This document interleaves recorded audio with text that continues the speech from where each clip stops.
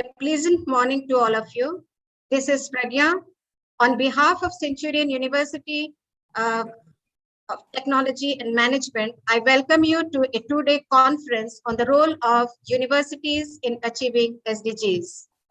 Centurion University is a leading skill university in the country through its education, research, and innovation. We play a significant role in achieving the SDGs.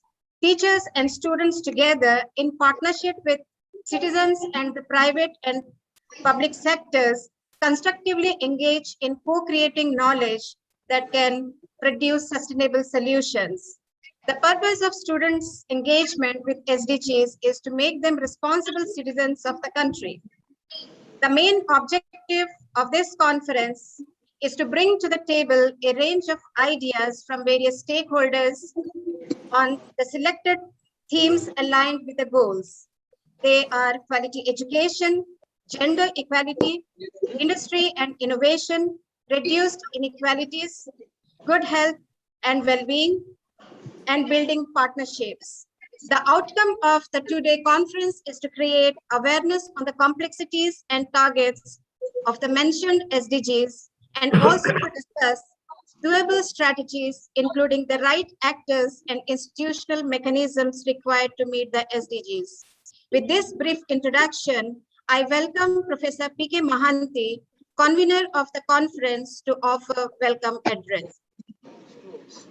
Thank you, Dr. Pragya ma'am.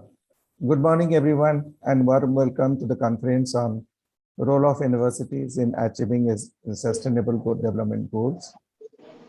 Esteemed Vice Chancellor, Madam Professor Supriya Patnaik, Honorable Keynote Speaker, Professor P.K. Mahanti, and other delegates, students, and my faculty colleagues. At the outset, I welcome all the speakers, delegates, and students to the conference being organized by Centurion University of Technology and Management, Odisha, on 5th and 6th October 2021. We are all experiencing that societies and need a global transformation and a clear commitment to sustainable development, the reduction of social inequalities, and the improvement of living conditions at local and global levels. Sustainable development goals are a collection of 17 interlinked global goals set up in 2015 by United Nations General Assembly and are intended to be achieved by year 2030. Therefore, each stakeholder has to respond to this need. As a leading skill and multi-sector state university in the country, Centurion University understands its role and responsibility to contribute in achieving SDG goals. From the inception, Centurion University has set its mission and goal to make a focused attempt towards sustainable development agenda involving education, health, environment, industry and innovation, gender equality, and cities and communities and among others.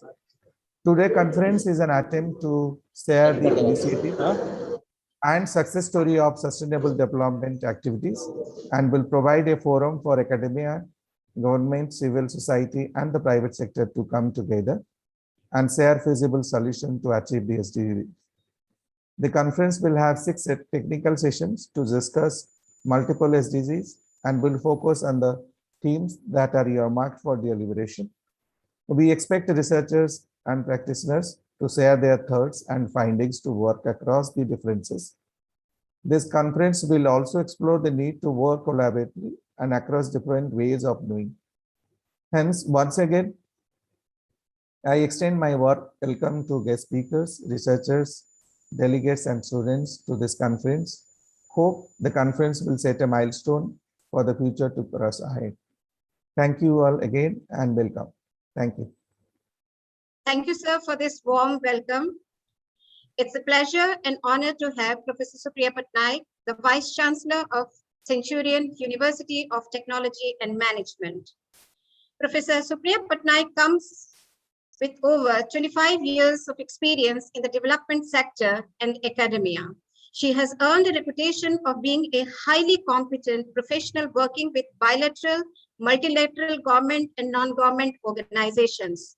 She has demonstrated excellent leadership in relationship management skills with multiple stakeholders, for policy advocacy and good program management skills. She has specifically provided advisory support in all programs on social development and governance aspects. She has maintained oversight of all DFID programs in the state of Odisha over the past 15 years. Presently, Professor Supriya holds the position of an adjunct professor at the RMIT University, Melbourne, Australia, and is a research fellow at the St. Petersburg State University, Russia. Thank you, Madam, for all your contributions. May I request you to address the audience? Thank you, Dr. Pragya.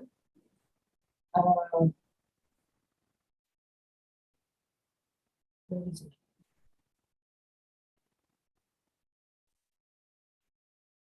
Okay. So, thank you so much. Welcome to all who are present here, students, faculty. But first and foremost, I would like to welcome our keynote speaker, Dr. Amta Maharti. And we have with us Dr. Patnaik, who is physically present here today, who will be talking in the quality education thematic session, technical session. But I thought that to start off, I would actually set the context for this conference on role of universities in achieving the SDGs.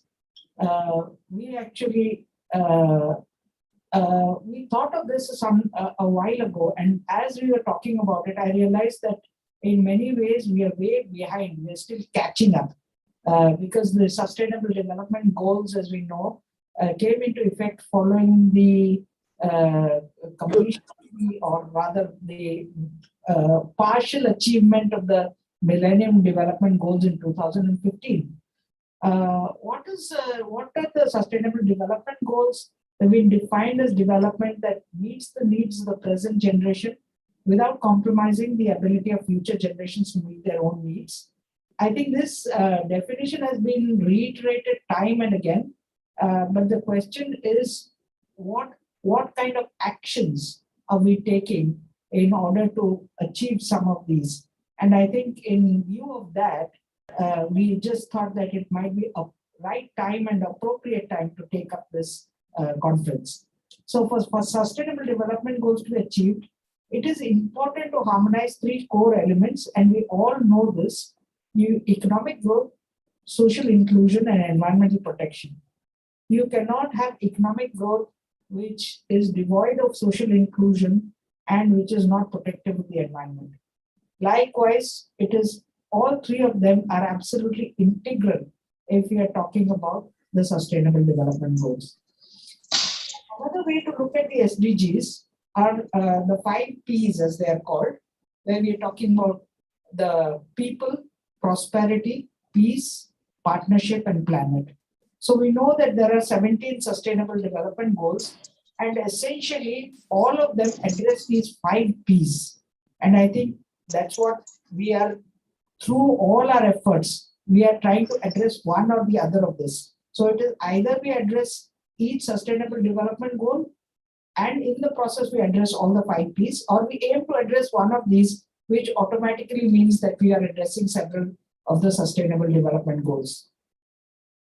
Now, these are the 3 basic principles of Sustainable Development Goals. They're universal, that is, they're applicable to everybody across the globe. They're indivisible. That is, although there are 17 Sustainable Development Goals, they're not separate. They're so intricately linked that you have to think of them as being one complete whole. And the whole idea is that through achieving these Sustainable Development Goals, we aim at transformation. So the change that should be transformative. Now, these are the 17 Sustainable Development Goals. And as I said, you can't have no poverty without addressing hunger, without addressing health and well-being, without addressing education, without addressing gender equality. So you kind of realize how intricately they're all linked. And each one of them, it's not just one or the other, but each one of them is intricately linked to the other.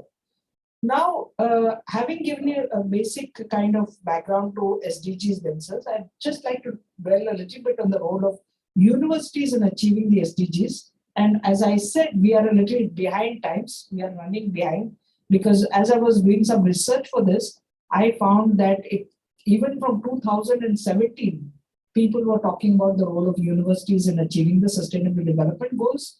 And there is a Sustainable Development Solutions Network which has published 2 reports that address the role of universities in achieving these. And some of the key findings, and there are 3 or 4 main findings. So one of them is that governments alone cannot implement the SDGs and recognizes that collaboration with the private sector, civil society, universities, and other educational institutions is required. It's absolutely essential. That was one of the problems with MDGs. Because MDGs was entirely left to governments, and it was like governments were supposed to find the funding, everything the government was supposed to do. But in the case of SDGs, and that was also the learning from the MDGs, that cannot be done by the governments alone. The second is that education and research are explicitly recognized in a number of the SDGs and their targets, with universities able to directly address these targets.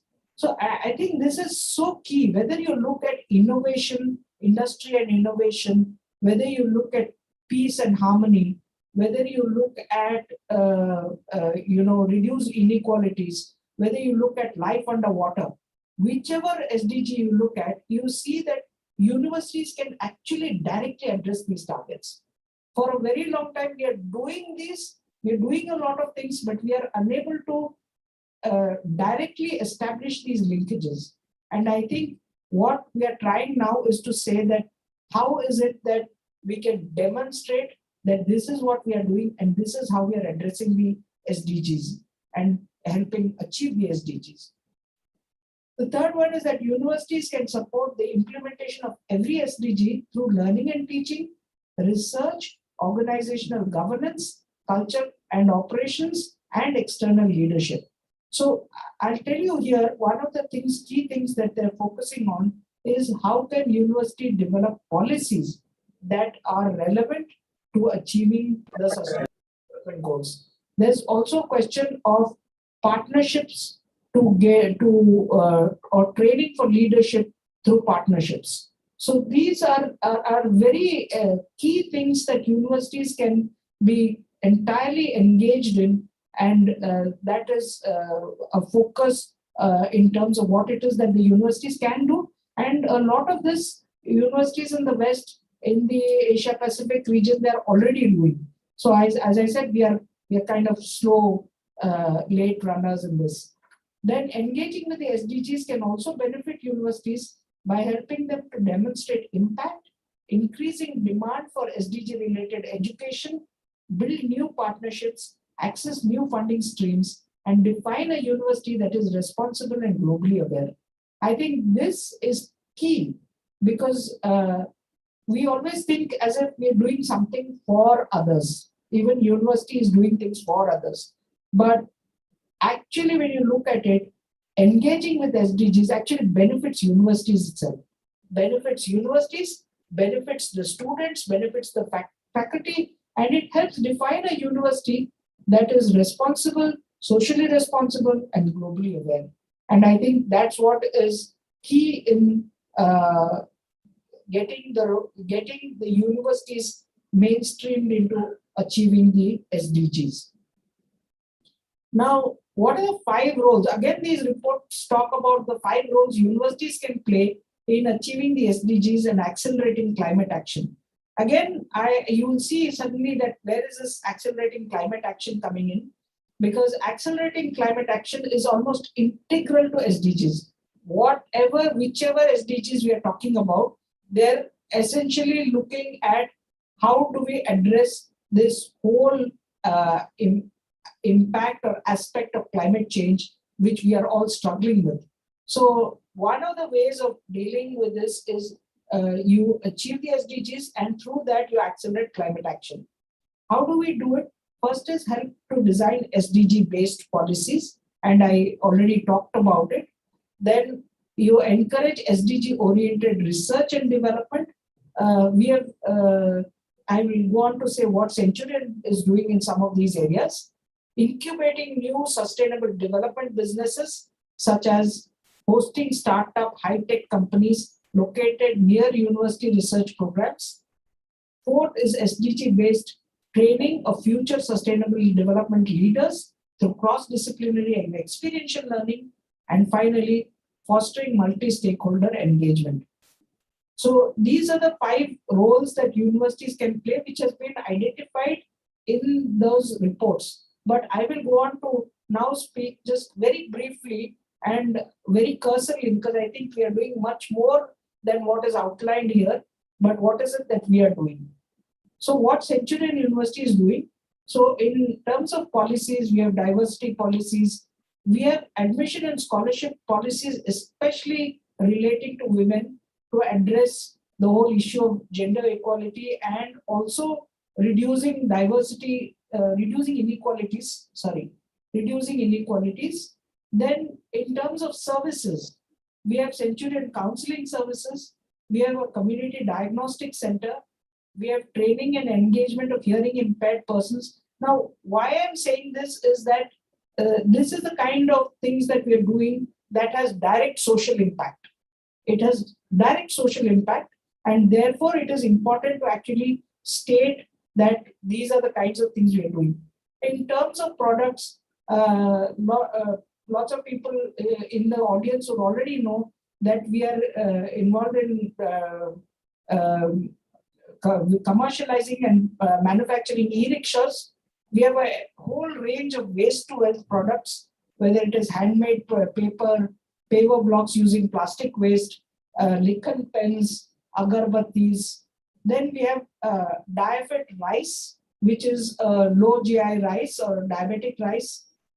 We have vermicompost, we have biofertilizers, and natural beauty products. And let me tell you, most of this are now getting into the stage of commercial production. So that is the level at which we are operating. In terms of research and development, we are talking about livelihoods, climate change, energy efficient products, again, natural products, a whole range of things. I have not talked of agriculture, technology, whole range of products that we have, research and development, which is ongoing. Then we have a Center for Innovators and Entrepreneurs, which is currently incubating about 20 startups, both high-tech like 3DS and community-oriented and socially inclusive startups. We do training. We have done training of organic farming techniques and produce, training in solar energy, e-rickshaws, skills at different levels, focusing on the differently abled. Then we do recycling. So we have water, which is recycled, and the grey water is used in gardening, food waste to fertilizer. We have biodigesters in all our campuses. We have homegrown, home-built sewerage treatment plants. So all this is the kind of recycling that we're doing. Then we have partnerships, and this partnerships is both for research and product development and for leadership training, which we are just starting some of this. This is BFIN is a banking finance institute of Nepal, and we've just gone into a partnership with them, and we have started this kind of leadership training. This is just a very quick glance. The gamut of things we are engaged in as a university goes way beyond. I can't list out. I have just listed out a few for the benefit of the audience here. So this is kind of setting the context in which we are organizing this conference, and we hope that these 2 days will be a very productive 2 days and will help us further focus on how it is that the university can help address or achieve the SDGs. So with these few words, I'd like to say thank you. Pragya, over to you. Thank you, Madam, for bringing awareness on the Sustainable Development Goals, in particular the 5 Ps, emphasizing the need of transformation and Centurion's role in achieving the SDGs and setting the tone of the conference, showing the way forward. Thank you so much. Today, we are greatly honored to have the gracious presence of Omkarnath Mahanti, the keynote speaker of the conference. Professor Mahanti is the Director, Technology and Academic Initiative at RSP Group. Prior to this, he has been the Director, Research and Development, Tata Steel Limited, Vice Chancellor of Biju Patnaik Technical University. Professor Mahanti is affiliated with Indian Institute of Technology, Kharagpur, National Metallurgical Laboratory. Professor Mahanti is the council member of the Institution of Engineers and the trust member of the Institution of Odia Studies and Research. Sir, we are humbled to have you in this conference and request you to deliver the keynote address.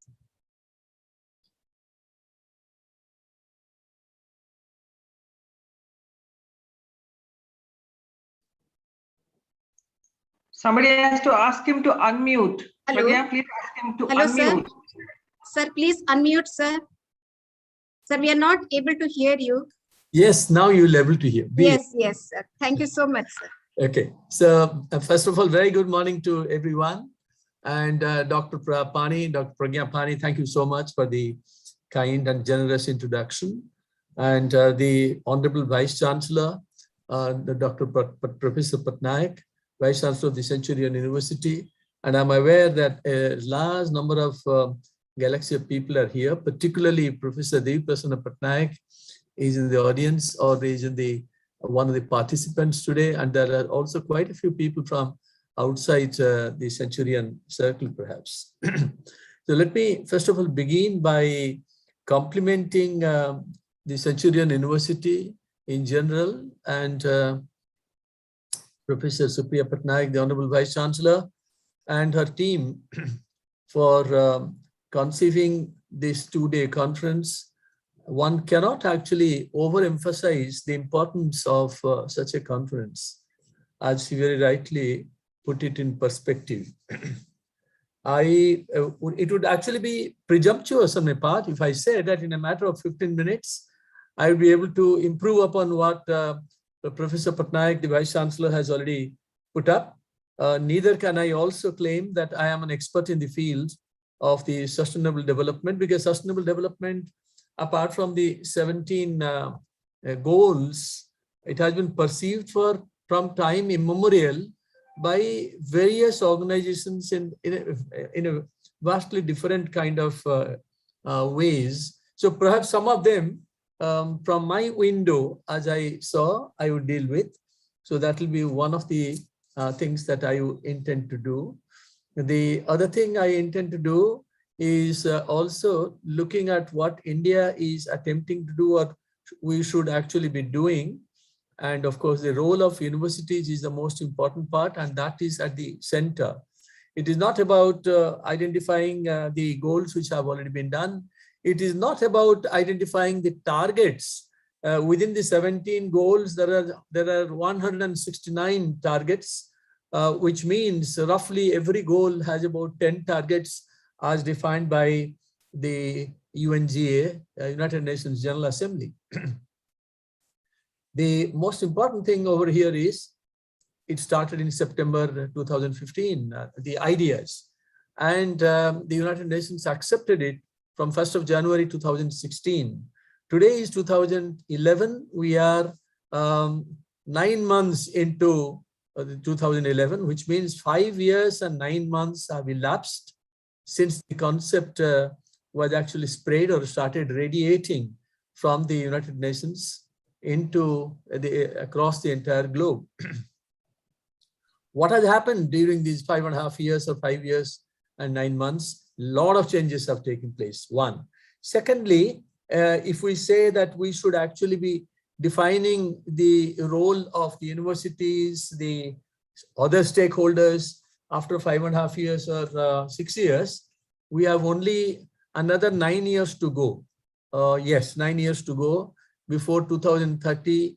The target year actually comes, by which time all the targets or most of the targets defined under the 17 SDG ought to be fulfilled. Actually, I do not intend to trivialize the issue at all, essentially because each one of them as Professor Patnaik said, they're very complex, each one. And if you are putting them all together, then only and only then do you get a holistic picture. And in order to do that, it is even more complex.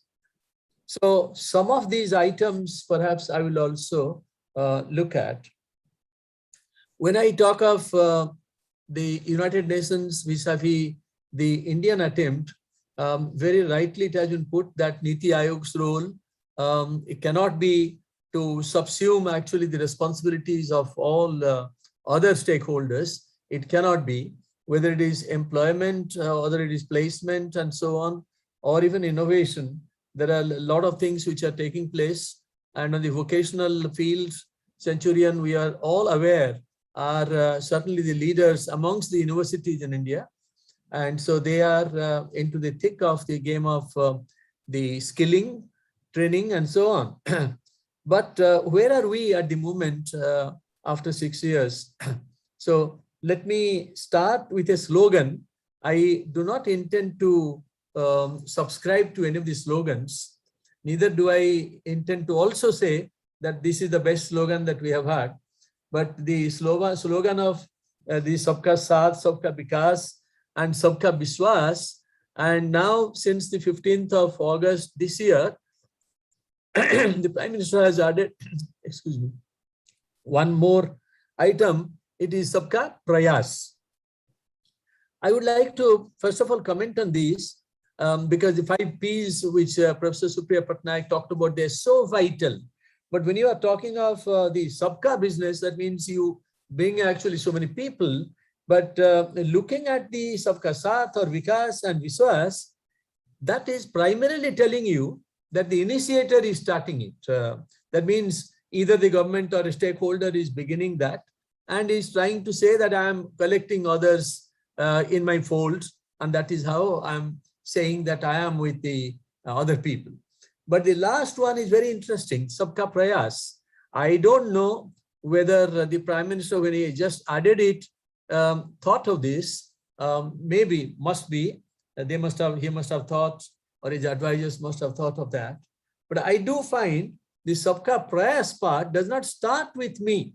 It doesn't start with I. It doesn't start with just the government. The Prayas part, Sabka, only if the others are willing, they will do the Prayas part.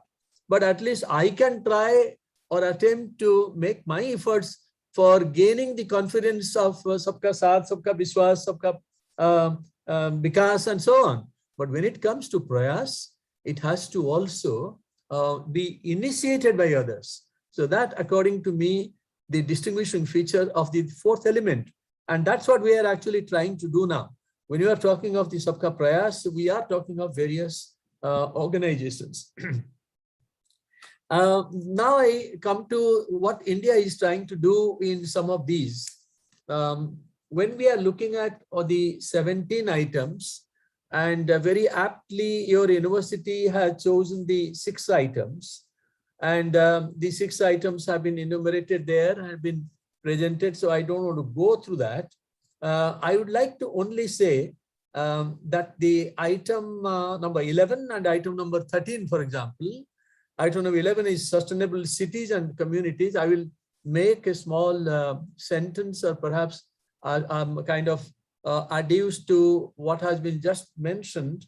And the other one is item number 13, the climate action, which has been very rightly emphasized also by Professor Patnaik. Now, let me talk of the sustainable cities and communities, the item number 11. The item number 11 today is a problem of India and the African countries, in particular India, because those of you who have gone through the United Nations reports, the kind of migrations that have taken place are taking place in India. They have actually raised global concern, to say the least. They have raised global concern because that's where I would like to also go back on time a little bit. And probably Professor Patnaik, Professor Devi Prasad Patnaik will talk a little more about it, about Gandhiji and the influence on education and the village, the importance of village. He's an expert. But I have a slightly different perspective I wanted to bring to you. The perspective is, when we were talking about the India of the 40s and the India of the 2020s, a lot of water has flown down or flowed through the rivers of India, which means that huge changes have taken place in the Indian subcontinent and elsewhere. First and foremost, you cannot remain all by yourself today. So if Professor Patnaik has to work in Centurion University as the Vice Chancellor, he can also work as a professor in Australia and so on. And that's what is happening today. So you are actually inextricably connected to the rest of the world. And therefore, you cannot say that I shall work all by myself. So therefore, India to a large extent is also conditioned by the rest of the world and what's happening in the world. So that's very important, which was not so much perhaps in the 40s of importance. What else has happened? What else has happened is, when I look at the Gandhian philosophy of the need and greed and the statement of the Gandhi philosophy that you have enough for fulfilling the need of people, but not of the greed of people. And I have oftentimes tried to make a list of items which come under the need list and the greed list. And strangely, I found that many items, right now I'm sitting here, I cannot, my body at my age perhaps cannot sustain itself unless I have a little bit of coolness in the atmosphere. So in the 1940s, it would certainly have been considered a greed to put up or try to set up an air conditioner, for example, which contributes to the pollution in the atmosphere and environment and so on. So migration of items from the need list to the greed list has taken place because the need also itself has changed. So similarly, if we come to the sustainable cities and communities, what the Europeans have done, every big city has satellite smaller towns and practically people are distributed. But look at what's happening in Bhubaneswar today. If you look at Bhubaneswar, there are many small towns. Take for example, Balakati and the nearby villages and so on, and find out how many people have started coming from those villages and why. And that has happened essentially because the infrastructure has improved, essentially because the road conditions have improved. And even Cuttack to Bhubaneswar, Bhubaneswar to Cuttack, which was taking place earlier on, but that has now doubled or tripled, or I don't know the numbers actually. We don't have those numbers. So the sustainability of cities and communities, by connecting them with satellite townships, it has started in some ways, but perhaps we have to take it further. When you talk of the climate action and the waste utilization, which was also highlighted by my previous speaker, Professor Patnaik, I have to tell this, 2 minutes only I will take. I am only giving you some of the glimpses, probably scattering ideas.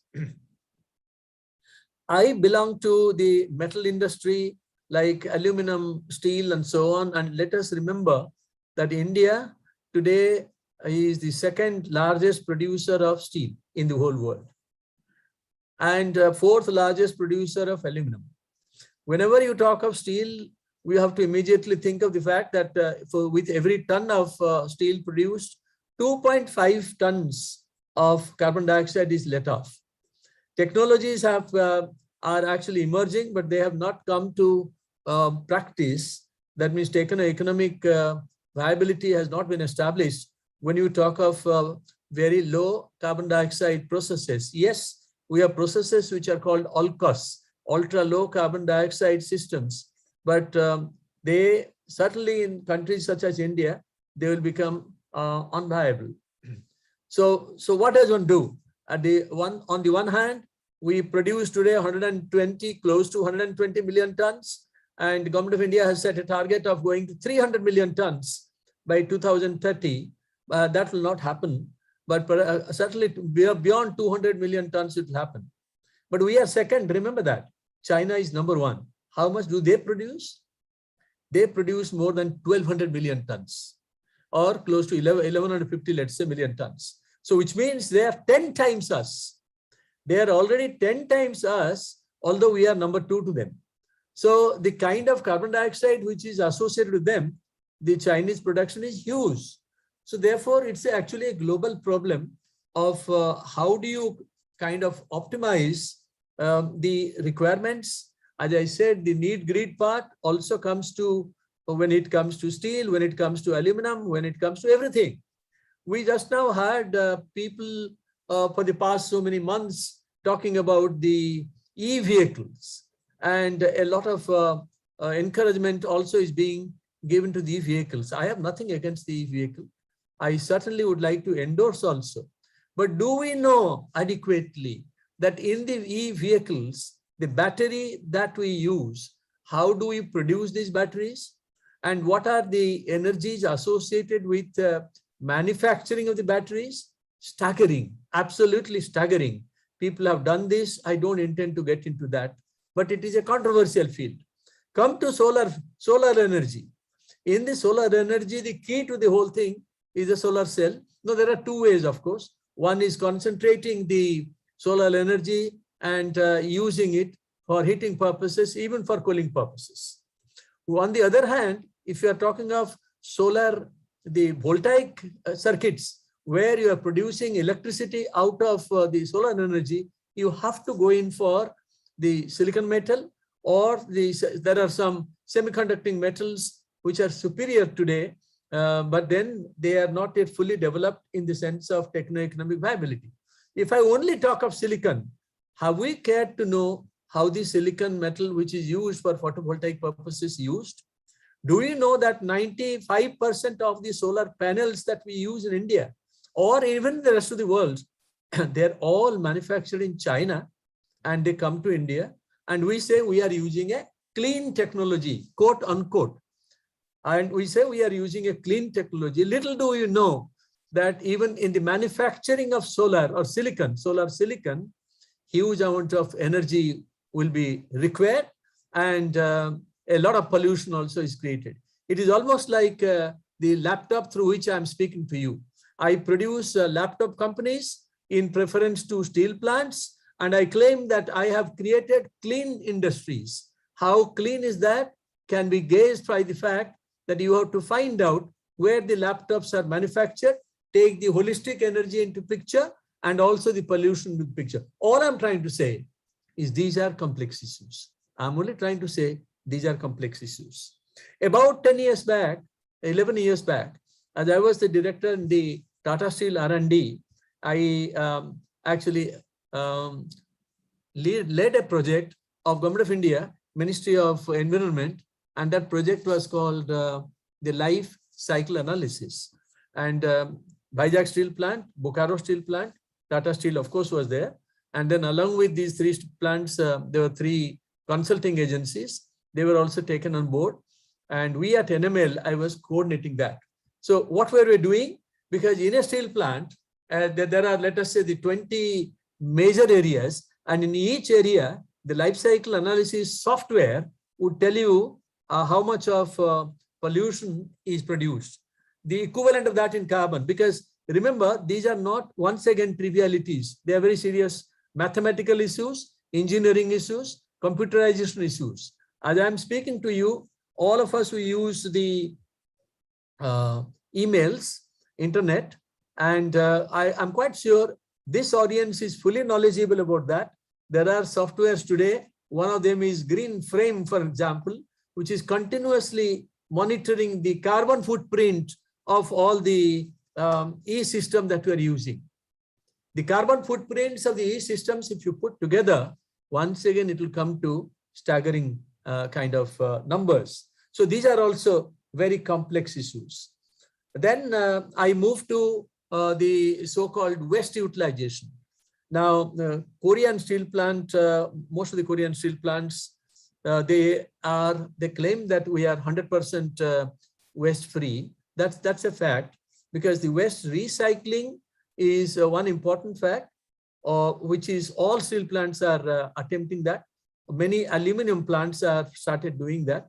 But to a large extent, the Indian plants, we still have to go a long way in utilizing the waste. So making it zero waste is one part, and the energy consumption part is what is ingrained in the life cycle analysis softwares. So today there are at least 10 different softwares. We are using a software developed at MIT. Then Michigan State University came up with a viable software. So today there are a very large number of softwares on these life cycle analysis. So therefore industries have to use perhaps the life cycle analysis softwares in order to find out where do we stand. Most important thing is for all the targets of the SDGs, the Sustainable Development Goals, my concern today is we have to define our reference point. Unless I know the difference point, how do I know how far have I moved? And that, to my mind, a very important point, which is why the reference point part is quite important. And the reference points must be developed at each point. And so the quantification of the data is important. And when you talk of the quantification of the data, then the good health and well-being that you are talking of today, and the quality of education, gender equality, or the next one is very important for India, which you have not chosen, of course, but that's very important. It goes without saying that that's important. The clean water. So I will also talk about the clean water part, because I remember on the clean water front, when Tata Steel was thinking of setting up a steel plant, cold rolling plant, particularly at Gopalpur, then came the problem of providing clean water, and we were to take clean water from a distance of about 112 kilometers. Then we quickly calculated for each kilometer, the pipeline will cost us 1 crore of rupees. And you have to set actually 2 pipelines unless in order to essentially ward off the risk that the villagers somewhere will dig a hole into that, and that's the end of the steel plant. So you have to have 2 of them. And so if you put 2 of them, so 240 crores or thereabout only for bringing water. So then I went to one of the central laboratories, which is the Central Marine Chemical and Marine Research Laboratory in Bhavnagar, Gujarat. And they had actually, they were engaged in the production of the drinking water, clean water, potable water from the seawater. So therefore, the reverse osmosis process, RO process, is what they were concentrating on. And they said that it is going. Can I take another 5 minutes? Hello, Professor Patnaik, Vice Chancellor. Yes, sir. Yes, sir. Okay. So, so quickly, therefore, what I'm trying to tell you is, we found out that it was very costly proposition and unviable once again, because it was costing about 2 rupees to 3 rupees, their technology per liter. Today, that same technology is costing about 80 paise. But even now, 80 paise per liter, if you are using industrial water for so many millions and crores of people, it's going to be very difficult. Meanwhile, in Chennai, they have come up with another technology. It's a very interesting technology. And that actually you have to take the seawater and subject it to vacuum, so that you artificially lower the vaporization temperature of water. That means water will get evaporated at a lower temperature, as low as let's say 50 degrees, 60 degrees, and then you can condense it, get water. So these 2 competing technologies are already operating in India. And some of these technologies are going from India to other countries also. Now the whole issue is, so this is an example of the innovation which is absolutely necessary. I therefore will come now to the last 2-3 minutes. Industrial innovation, without doubt, the industrial innovation is very important. I'm very glad to tell you that the item number 17, which you have chosen for today's discussion or the next 2 days discussion, the partnerships for taking the SDGs forward, and it has been highlighted already. As a matter of fact, I'm very glad to tell you that I have started partnering, not formally yet, but very close to that, with Centurion University itself, because we were interested in the composite materials and 3D. So therefore, the additive manufacturing with composite materials became a very important item. And I am aware that Centurion already is working. And we are taking it to the customers by producing the propeller shafts, gears, and axles, and so on, made of steel, and for the past 2 years of aluminum alloys as well. Now we intend to go into the composite materials. So therefore, the partnerships are extremely important. Now, the partnerships is not only a pious thought. The partnership, therefore, becomes an integral part of the whole thing. How do you develop partnerships?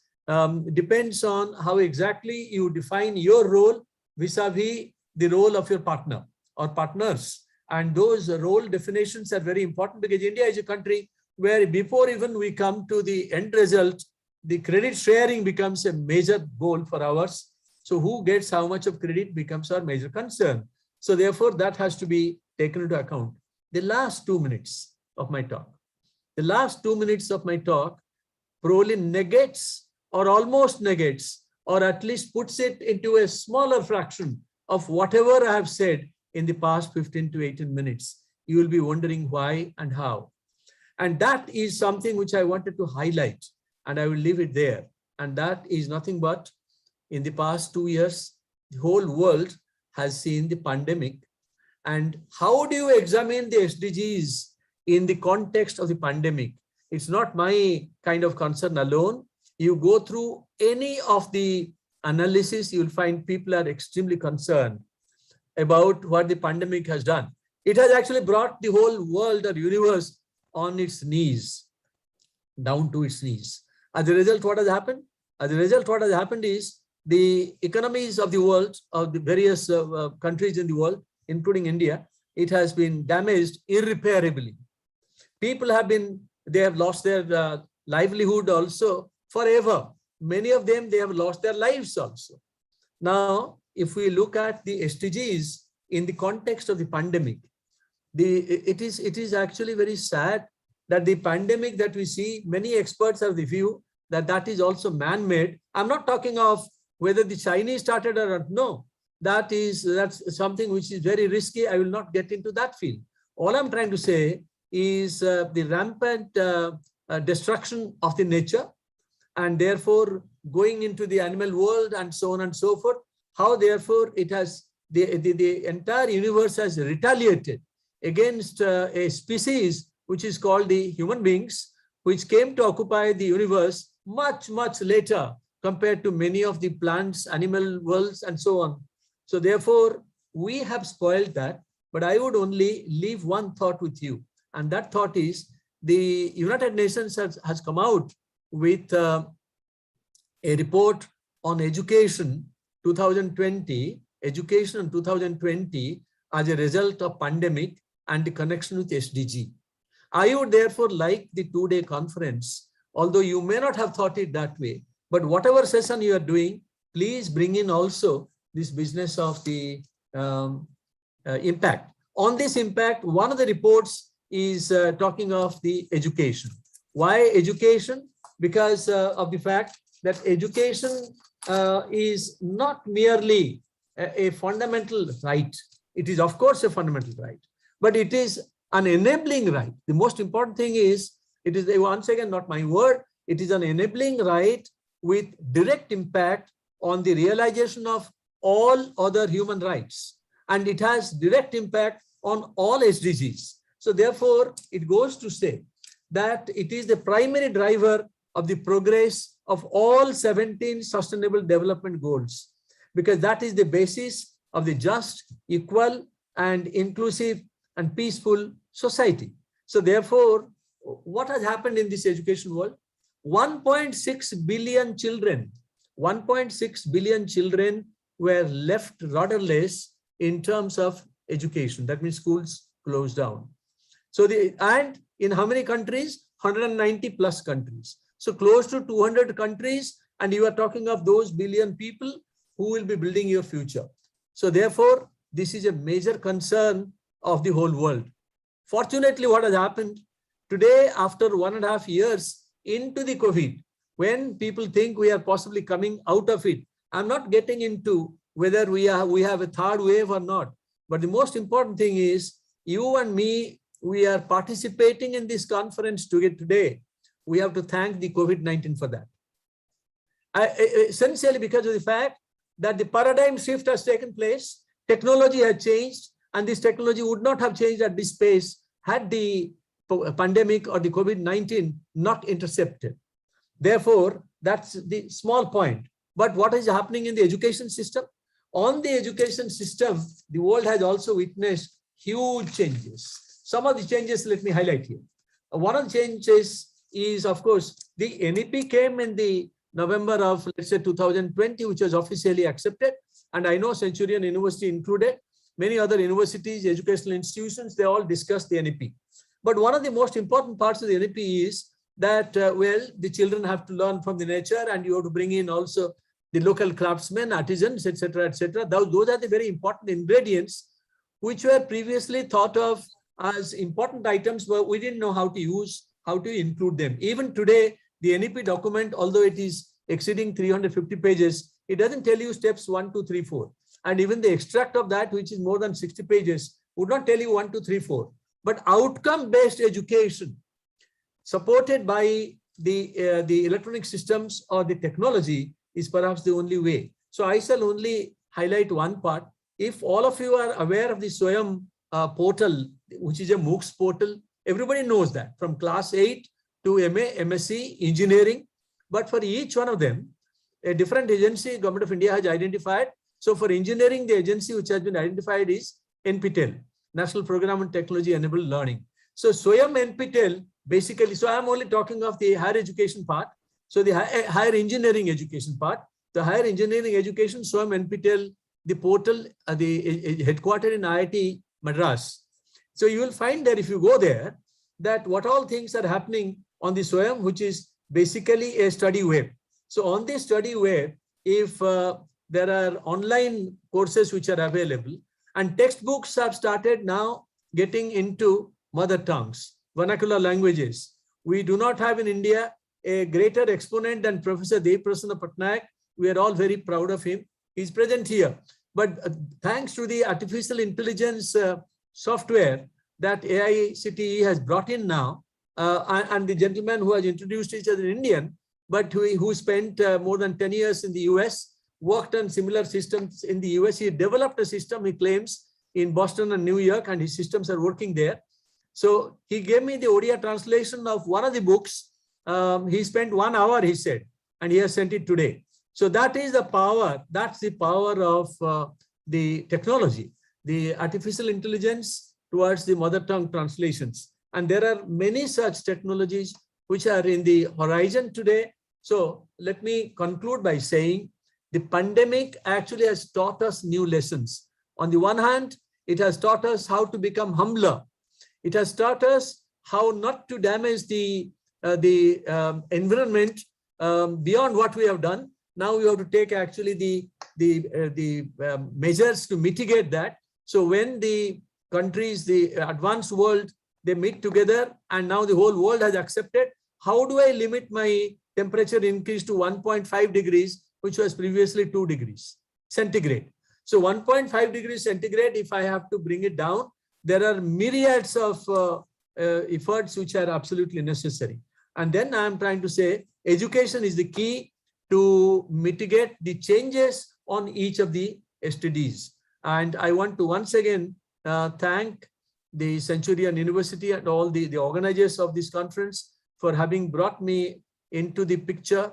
And it is always a pleasure to come to the Centurion platform. But I know how stupendous the task is, and congratulations to you that you have thought of this two-day conference. Thank you again, and have a wonderful conference, and at the end of it, put together all your ideas. Once again, all success to you. Thank you. Thank you, sir. It was wonderful to hear you. We will definitely take a creative pause and reflect on where we are at the moment and internalize the essence of the slogan, Sabka Saath, Sabka Vikas, Sabka Vishwas, and Sabka Prayas. Thank you, sir, for presenting an overview of the SDGs and technical interventions made so far, and emphasizing the role of the individuals to achieve the SDGs. We appreciate your engagement with Centurion University, and we assure you that we will take out an impact report of the SDGs. Thank you so much for being with us and sharing your valuable insights. So with this keynote address, we come to an end of the inaugural session of the two-day conference on the role of universities in achieving sustainable development goals. The first technical session will begin at 11:30. I request you to take a short break and join by 11:30. Thank you. Thank you. Thank you, everyone.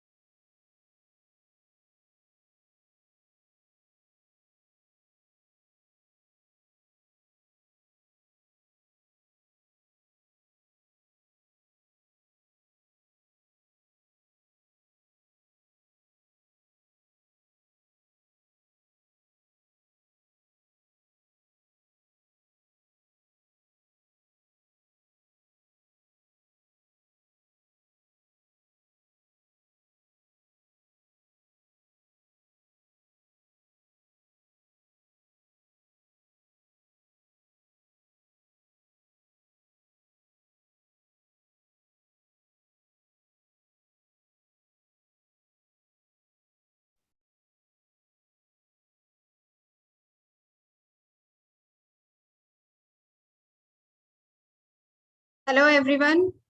Welcome to the first technical session of the conference on the theme of quality education. The aim of SDG 4 is to ensure inclusive and equitable quality education and promote lifelong learning opportunities for all. Today, in this technical session, we have three eminent speakers, Devi Prasanna Patnaik, Haribandhu Panda, Lalita Patnaik. I take the privilege to introduce Devi Prasanna Patnaik, invited speaker of the conference. I take the honor to introduce Padma Shri Dr. D.P. Patnaik. Dr. D.P. Patnaik was born and brought up in a Gandhian family in the smallest princely state of India. Dr. D.P. Patnaik is a linguist, educationist, and activist. He studied Odia language, literature, and culture, linguistics, anthropology, law, 3-year diploma in French, and took his PhD from Cornell in 1961 with linguistics major, anthropology and applied linguistics as minor. He wrote his thesis on comparative reconstruction of Odia, Assamese, Bengali, and Hindi, the first of its kind in Indo-Aryan studies. Sir, we are fortunate to have you in this conference. May I request you to deliver a talk on the theme of quality education.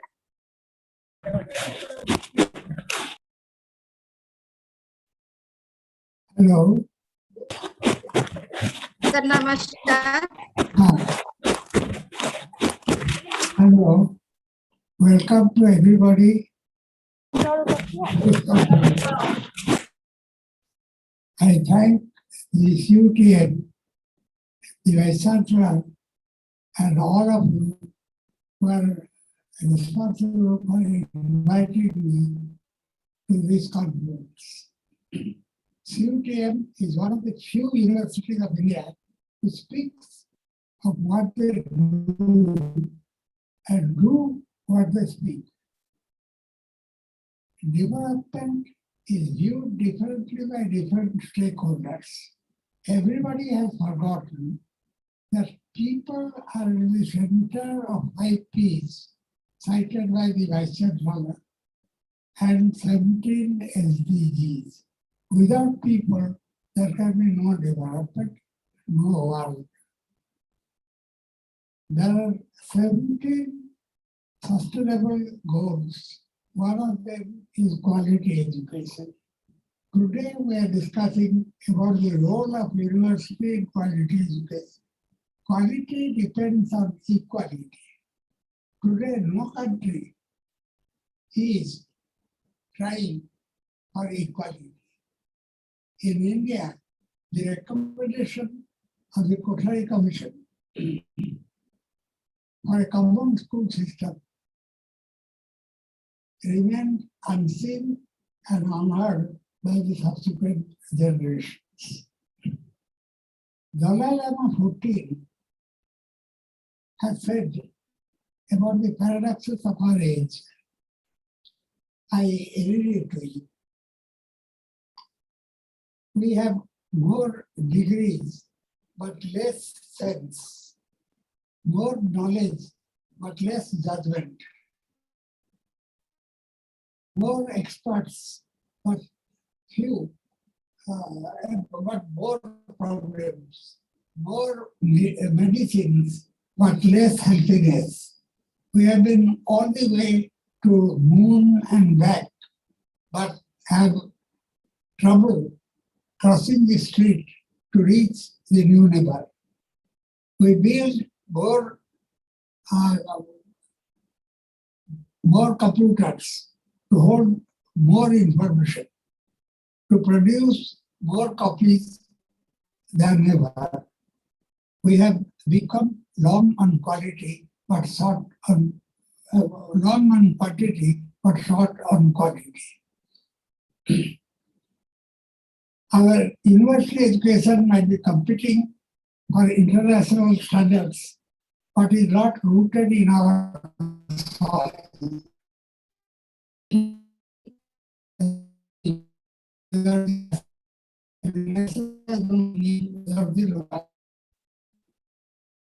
Equality has a different perspective in Indian culture. In Yajurveda, there is a prayer verse which reads, Mitrastava Chakusa Sarvan Bhavani Savatan. Forget about try not really holy. Let all the living beings view one through friendly eyes. Let me view all through friendly eyes. Let all of us view each other through friendly eyes. In the Atharva Veda, it has been said that all human beings are sons of the earth and are brothers. Mahaparishad says, Vasudeva Kutumbakam. All living beings of the earth are members of one extended family. It is because of this viewpoint that Indian culture survived with 7,000 years of unbroken history, although many great cultures elsewhere blew up and destroyed like water bubbles. Our present education system has failed to inculcate the sense of equality and fraternity among the learners. The provision of the Indian Constitution that free and compulsory education is the fundamental right of every child has not been implemented even after 75 years of independence. The number of schools have doubled over the past decades, but the number of universities have grown fourfold. Teacher is the principal ingredient of education, but universities are running with 30 to 40% of teacher efficiency, and the schools are running with 50 to 60% of teacher efficiency. The number of trained teachers are less than average. English is declared as the only language of knowledge and development. It is the principal language of employment and therefore the only aspirational language. This is the context of quality education. Our education system doesn't take time, place, and person into account. Therefore, the tribals who constitute 24% of Odisha's population and 9% of India's population go unseen and unheard. I give one example of their perception of our education. As chairman of a Santal committee of the government of Odisha, I went to see some Santal villages. I was told that in a nearby village, an old woman of 90 was dissuading children from going to school. I went to see her. She replied, school, the school from which after passing matriculation, my child built house at Baripada, the district headquarters. After passing BA, he seeks a house at Bhubaneswar, the state headquarters. You want me to send children to such schools? The school which breaks our family and community. You want me to send our children to such schools? Western economic thought has so penetrated all spheres of our life and transformed our ideas, ideals, and nature that we do not grieve at the cry of an agonized heart. The present education system has no connection with Indian identity and is not national education. The English education produces servants of the government. The spokesman of the colonial administration, Lord Macaulay, had said that few who pass out of the system could be Indians by birth, but in manners and morals and value system, they would be British. Ever since we adopted the Macaulayan system, we have produced only such products during the last 75. The present university system is decadent as the infrastructure on which it is built is rotten and tottering. The foundation of university education is school education. Earlier, the dissemination of primary education was the responsibility of the society. Mother was the first teacher and the community and society was the first school. The school system built upon the family education and the environmental education through the mother language medium. Even universities were established using the medium of regional languages. In diverse multilingual countries, it is foolish to talk about unilingual education. Languages are doors and windows to knowledge. The more languages are known, the better off he or she is in acquisition of and transmission of knowledge. It is possible to talk about multiple mediums at the higher education stage. It requires conscious preparation from the school stage. For example, I studied English as a subject from standard 6. Our teachers were so competent and dedicated that they taught enough English to be able to study economics at the graduate level through the English medium. My English was sufficient to do my research in America and communicate with scholars the world over. Gandhi talked about 3H, head, heart, and head, beginning from the primary stages. Head for knowledge and imagination, heart for feeling and empathy, and a hand for scientific and artistic skills. Education ensures synthesis of the three. Today, neither our schools nor our universities talk about this. Quality education depends on interdisciplinary and intercultural education. Today, in the name of specialization, disciplines are fragmented. Recently, a Nobel laureate was speaking about science education. He said, the basic unit of the world is atom. Due to chemical processes, the atoms are joined. The world is formed and the animal kingdom is created. If people who study physics, chemistry, biology, and separate subjects do not know about the synthesis, then there is very science education.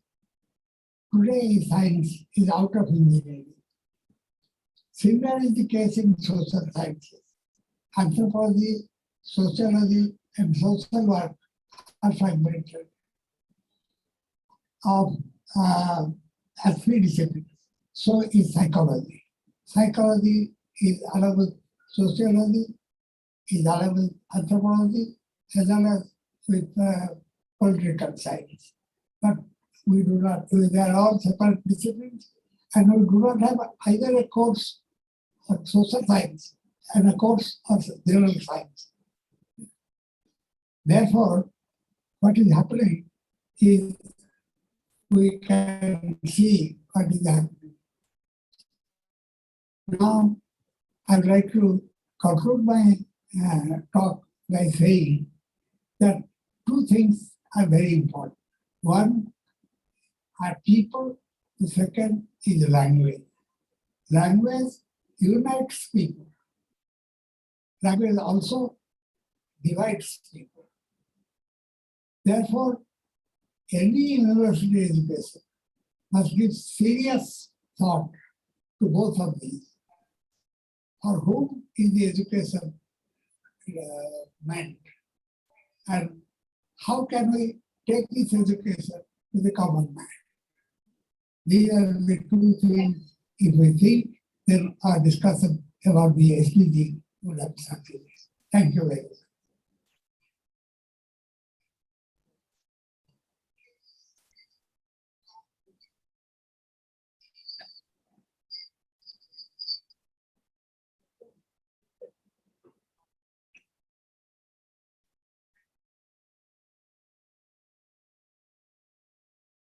Thank you very much, sir, for these valuable comments on quality education.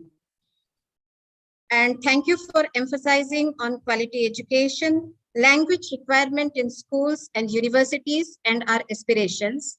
And we will definitely take away people and language.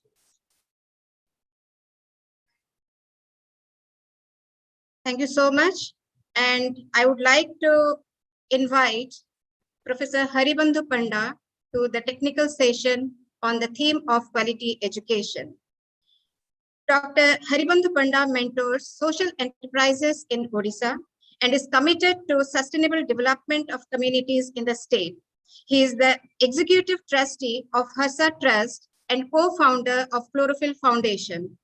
Professor Panda is among the early faculty at Institute of Rural Management, Irma Anand. He has been the Vice Chancellor at Centurion University of Technology and Management with over 35 years of national and international experience in academics and industry. Presently, he is deeply involved in the areas of sustainable livelihood, security of underprivileged people, and improving quality of school education. Sir, I request you to take over the session.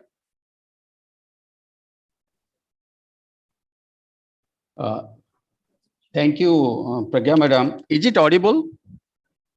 Yes, sir. Yeah, okay.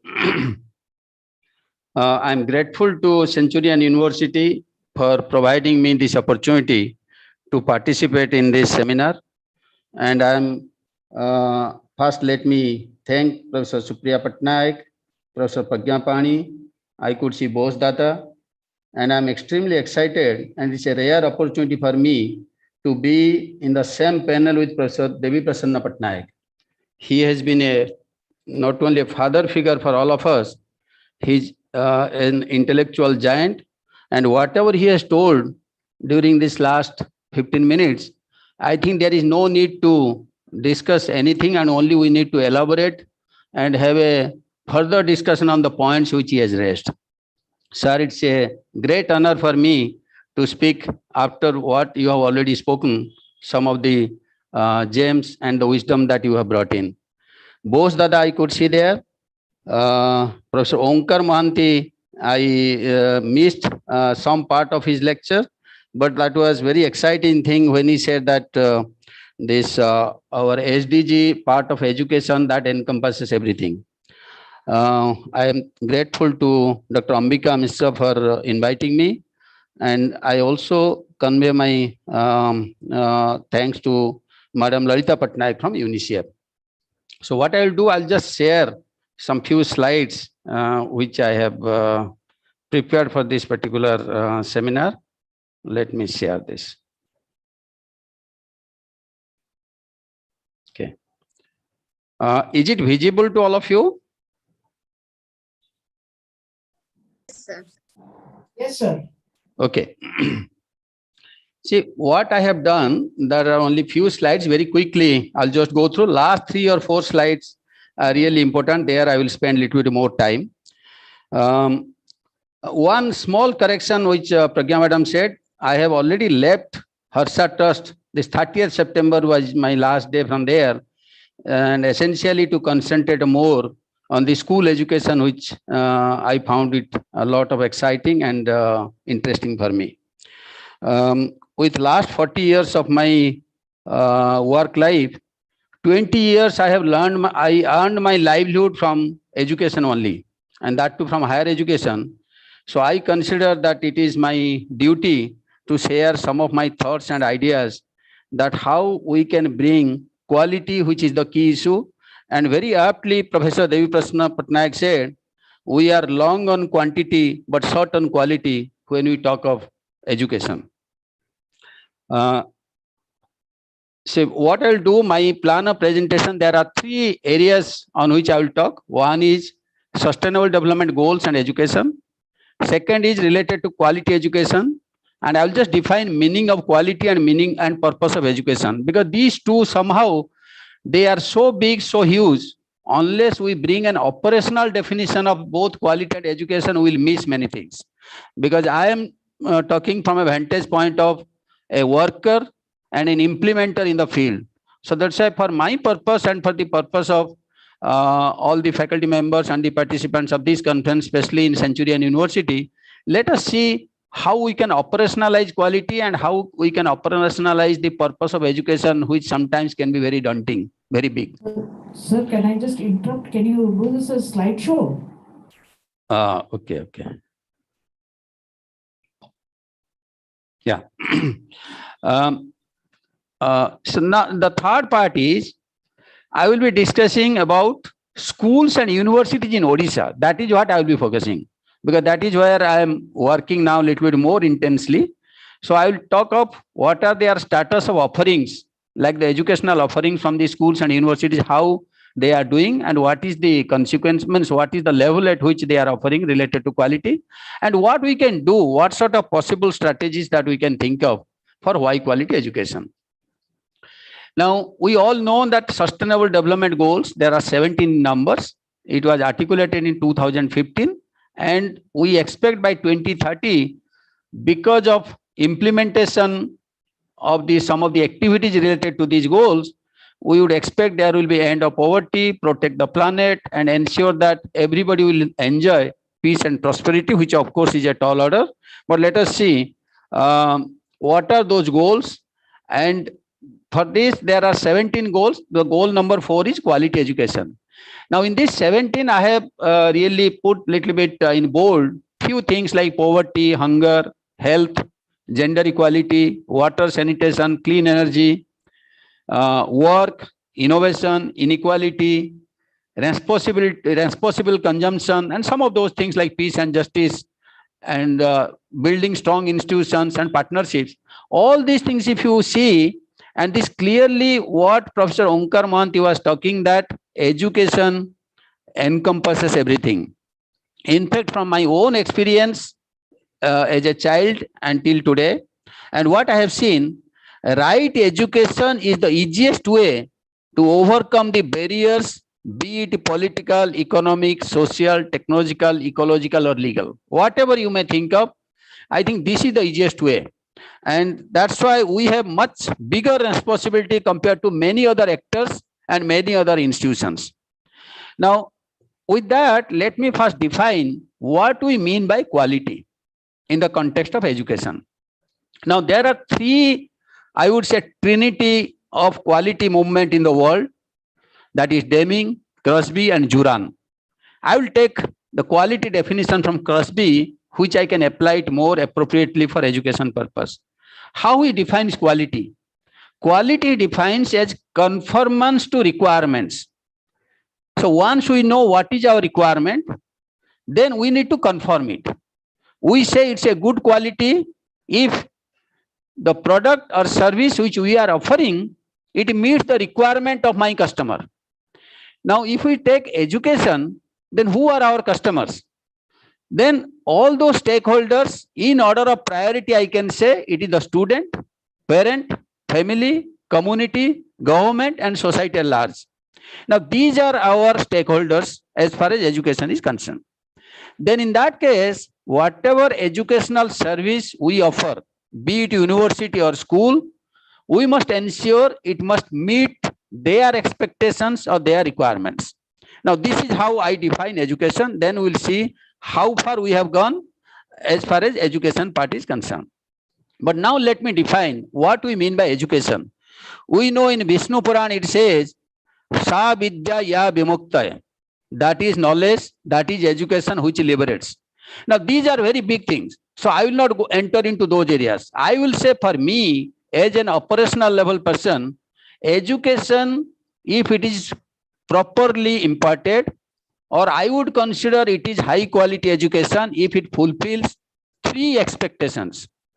The first expectation is anybody who studies or spend long years either in school or in colleges or together, that must help him or her to get or ensure livelihood security in a sustainable and secured manner. That means, in a simple word, it means after education, he must or she must get a job or can start an enterprise.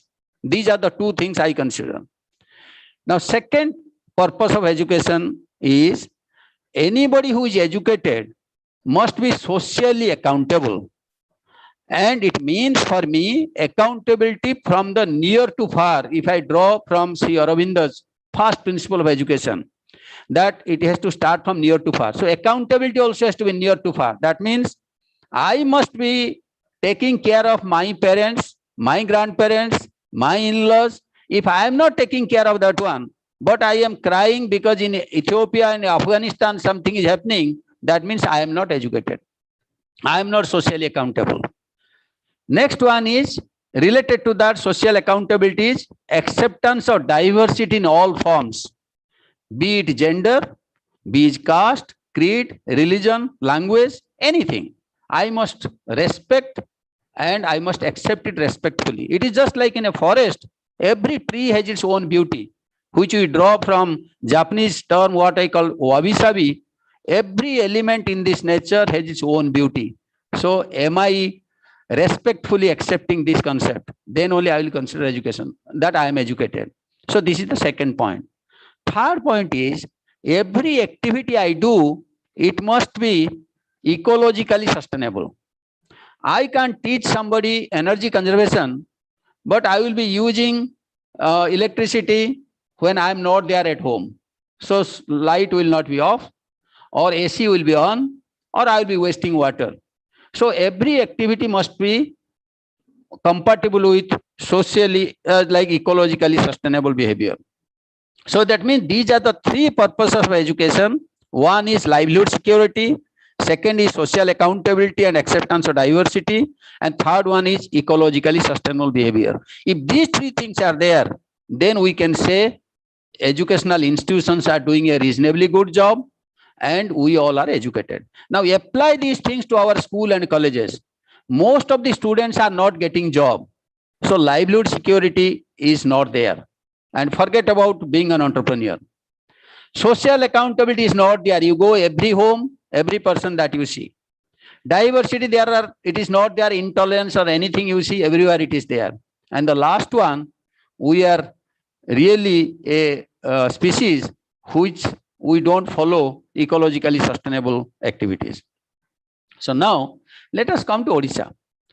Now if we see for the university, the foundation is the school, which Professor Devaprasan Patnaik has already said.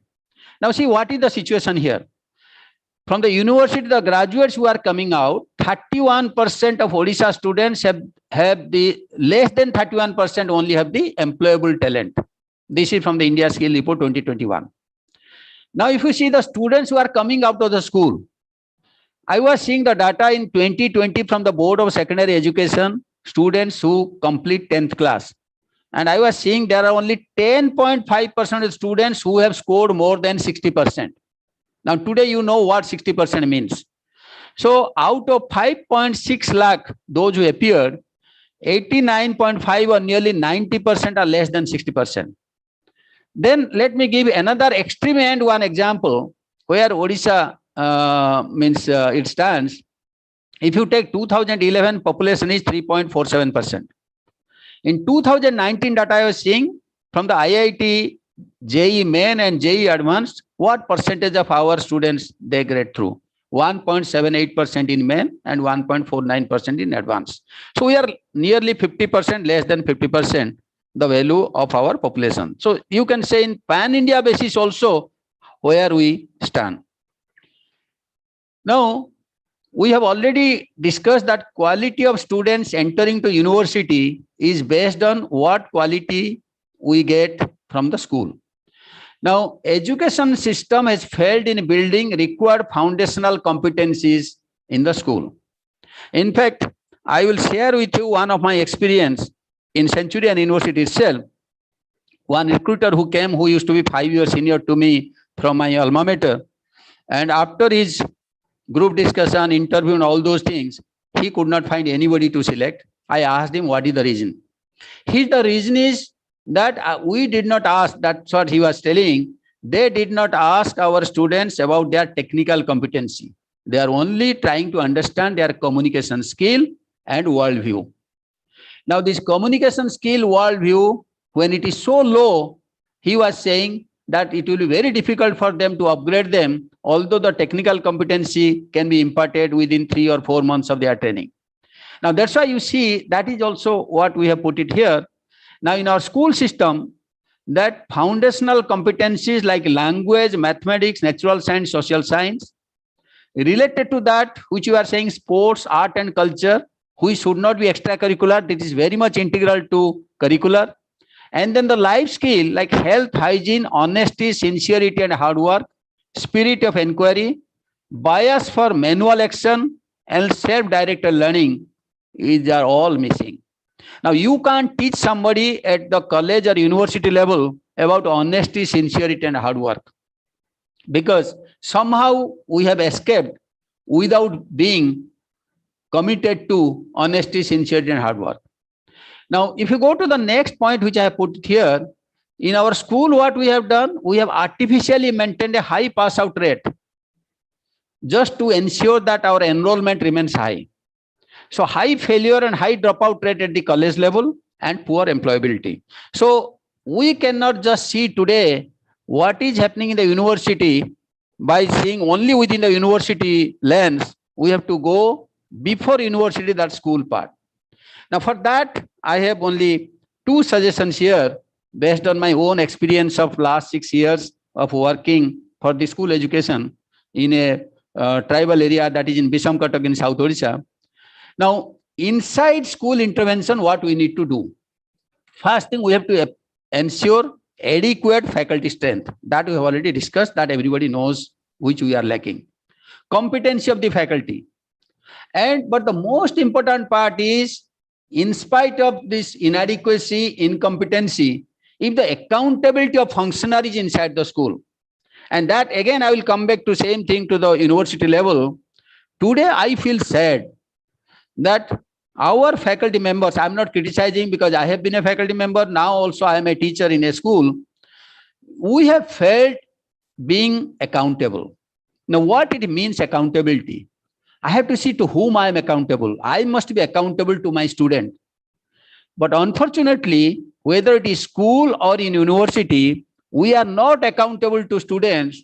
We are accountable to somebody who gives me salary, somebody who promotes me, or somebody who helps me that to move or do the way I want it. Now, can we take it as a moral responsibility? Can we take it as an institutional responsibility by changing our governance and management system? That is what is within us.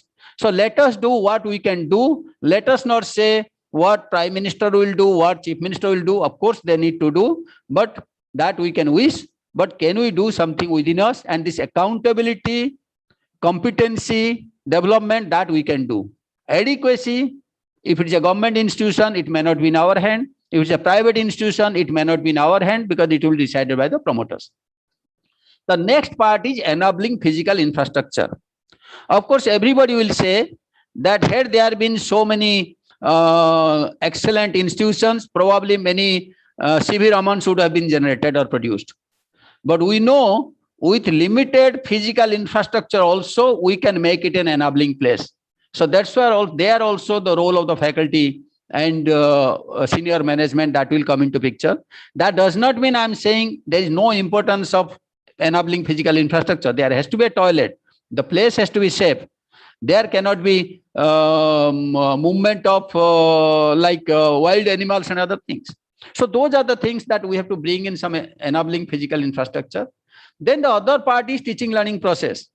Now the teaching learning process today is more in a compliance mode. Can we move out of it? Here there is not so much restriction. Even whatever restriction from the statutory or complying authorities are there, we can still go around it if we are sincere about our accountability aspect vis-a-vis our students. Then we can wish that how this supporting institution and facilitation can come from different departments. Here I have listed some of these things related to school and mass education department, that related to block education officer, district education officer, school management committee, parent teachers association, Panchayat Raj institutions, and other facilities that is being provided. But now this is only one part. Unfortunately, and that I draw now from Professor Devi Prasanna Patnaik again, he said, foundation is school education and community is the first school. Today we have forgotten that community is the first school. We think it is the school itself within that boundary wall or within the closed classroom. Unfortunately, the big gap today you find between an urban, upper middle class, English speaking person, their children versus any other, it is because they provide lot of input that is outside school, So how to really create and bring in that outside school intervention? For that, we have to influence parents, bring in community, create enabling physical infrastructure and community level learning infrastructure. All these things at the last one that we have already done in Chlorophyll Foundation, means my purpose is not here to promote Chlorophyll Foundation, but that experience I am only sharing that in Bisamkatak, and the result has been really encouraging for us. Now here, what I suggest that can we have a paradigm shift in governance and management of schools? Can community be at the center of ownership and management of schools? This is a tall order today. We have moved out of that. I remember as a child in my village, there used to be one government school government teacher, 4 other teachers were appointed by the community. They used to repair the, in that time there was no pakka building, but thatched roofs and other thing. But place used to be extremely beautiful, which you can compare like Banavidyalaya, what the legendary Gopabandhu Das, that during his time that it was created. Now, school headmaster and teacher need to be accountable to the parents through an active parent teachers association, school management committee, and with government acting as a guide and a facilitator for implementing quality process. And I'm very happy that Lalita Madam is here from UNICEF. I'm sure some resonance it may come from her. Now, this is my last slide. Factors for high quality education in university. Now, I have already discussed adequacy, competency, and accountability of functionaries with reference to schools. Same thing it is applied here. But only thing I want to bring in here, the faculty-driven governance system and transparency. These two things, if we can put in place, lot of advantage it can come. And adequacy of financial and technological infrastructure. That goes without, there is no need to explain from here, this point. Then enabling physical infrastructure and culture. Here the culture part is more important. There are a lot of things is learned outside classroom. That can we have a culture of inquiry, that the spirit of inquiry, questioning, those things can we do and really practice it. Then, unfortunately, all our entire education process has been teacher-centric or administrator-centric. Can you have a student-centric teaching learning process? I'll just give an example what it means. You take this assessment system. Now, we have multiple choice questions. That is because it is helpful for the administrator and faculty to evaluate it. And then they will give also alternatives. Now, in our school, there is no multiple choice question, no alternatives. Because I want every child must learn all concepts. Why there has to be alternative in the question paper? If there are 5 questions, the student must answer all 5. So this is not a place that somehow or some way you have to score mark and go up. Mark has no meaning today. So student-centric teaching learning process, that each element of this teaching learning process we can work, that will really come in a big way. And supporting institution and facilitation. Here I am bringing 2 aspects. One is strength of innovation triangle and linkages. What I mean by innovation triangle is the linkages between academia, industry, that includes civil society and government, and R&D organizations.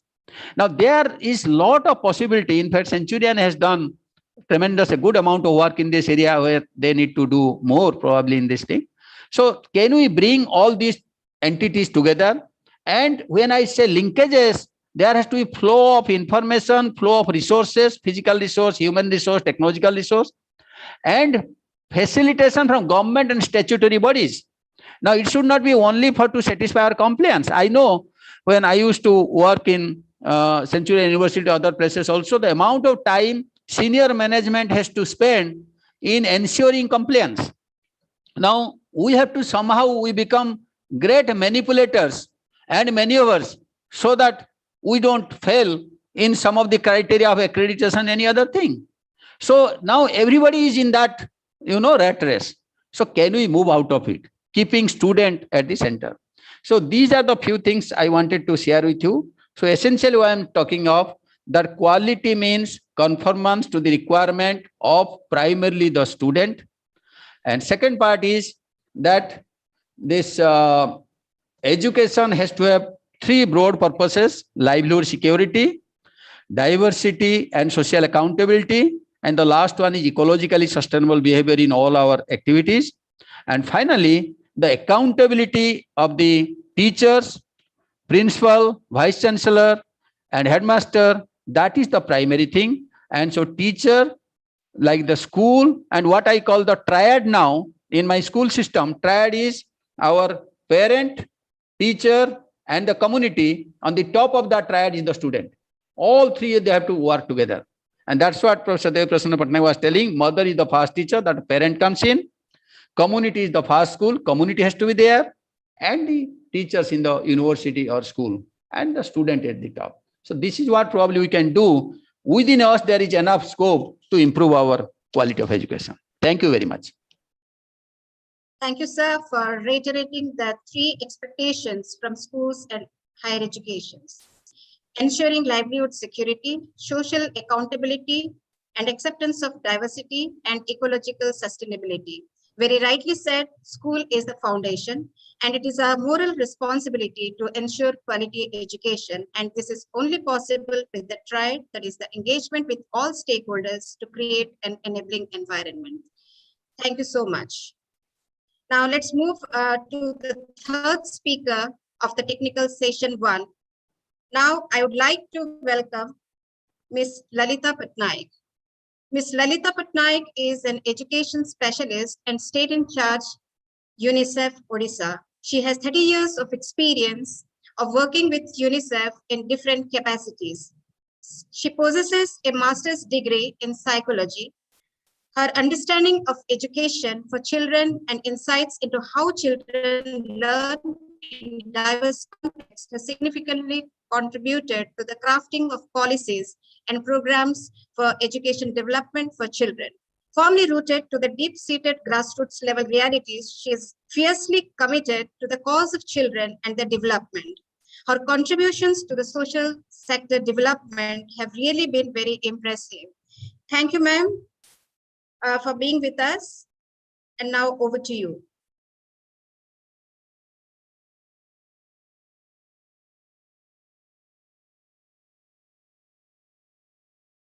Hello.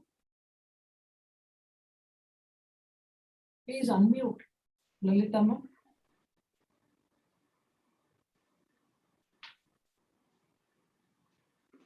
Has she come? Has she joined? I mean, that we have to make She sure had- about that. She had joined, but I think she's now. Dropped out. Ambika, is it possible for you to find out?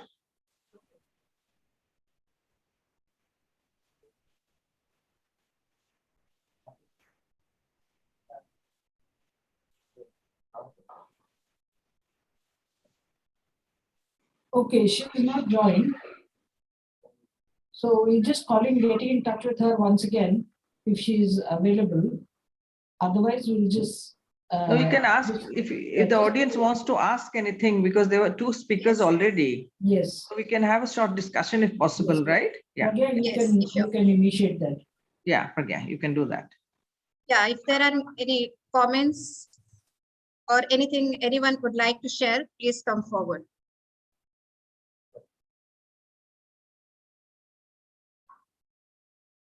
We had a discussion on quality education. So I would like to request students, colleagues to come forward and participate in a discussion.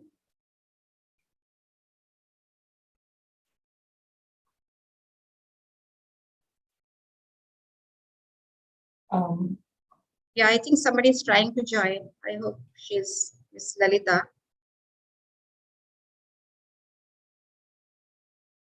Is she trying to join?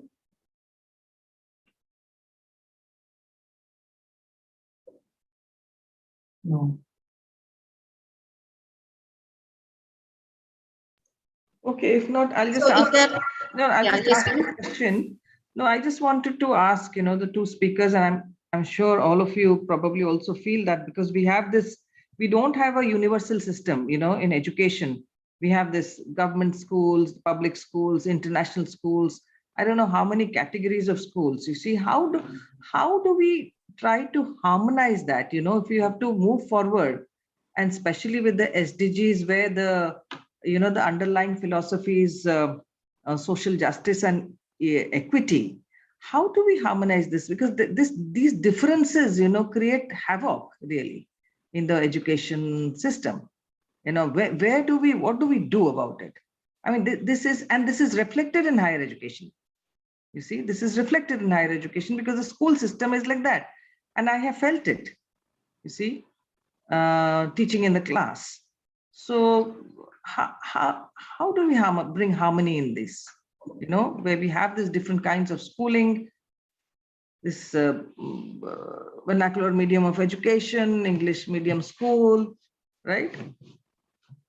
Commercialization of education, tuitions. Yeah, so I don't know how you look at it, because this will remain. This is not going away anytime soon. So yeah, I thought this could be one point where we could have a discussion.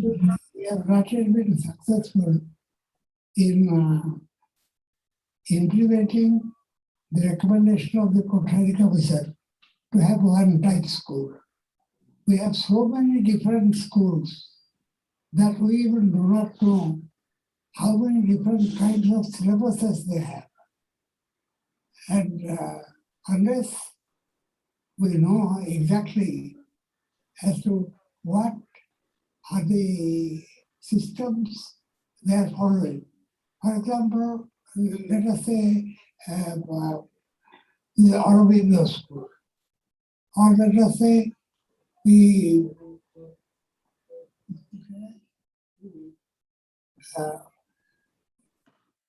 there are different kinds of schools, but we do not know what is good in them so that we can implement them. The first thing is to take a survey of different kinds of schools and find out what is the manner in which they are operating and what is their instructional materials, the methodology they are following, and what kinds of situations they are in. Therefore, unless we have this survey and report, we cannot come to any conclusion.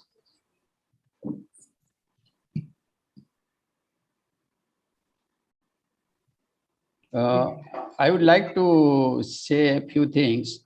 Professor Devi Prasanna Patnaik has really addressed at a very higher level what policymakers, government, that they must try to do, and that is certainly a very big task. I will approach this issue from an operational point of view from our level. Now, for example, we at Centurion University, what we can do, or me at school, what I can do. Now, for Centurion University, I'm tempted to say, because I understand the system a little bit better, that first, can all the faculty accept the responsibility that having given them admission, we have got a moral obligation to see that we take care of them. We facilitate their education. Now, I cannot say if somebody has entered into my class that this fellow is not up to the level at which I can teach. Now, it is my moral obligation that to say that yes, I have to now change my method of teaching, my content that has to be delivered, so that he or she comes to the level what I would wish for him or her, and together we can decide that. Means the student and the teacher. Now, if this we can assume, I am sure anybody who comes, because if you take engineering, 4 years that students are there, agriculture 4 years are there, they can be employable. That's the first level you ensure. Otherwise, we are creating people who are really social nuisance, even if we forget about their own problem, their family's problem that we forget, it is also killing us as a society. So let us own that responsibility and let us not transfer our obligation on somebody else, because that is an escapist route. And I understand it's a very difficult task. But can we start thinking, can we have a debate in the university? And that debate we have in our school. Because now when I'm getting students admitted, I find students from different levels, they are coming. But I am happy that the students will be with me for 10 to 12 years. I have a lot of time. So you have also reasonably enough time with them. So let us think in that perspective. I'm telling from the another angle to approach this problem.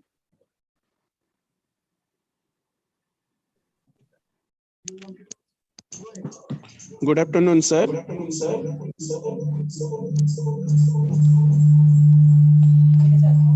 Yes, Ambika.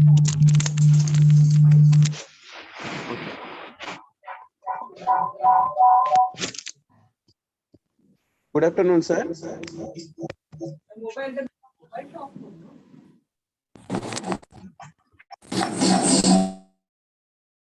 actually, I want to ask a question.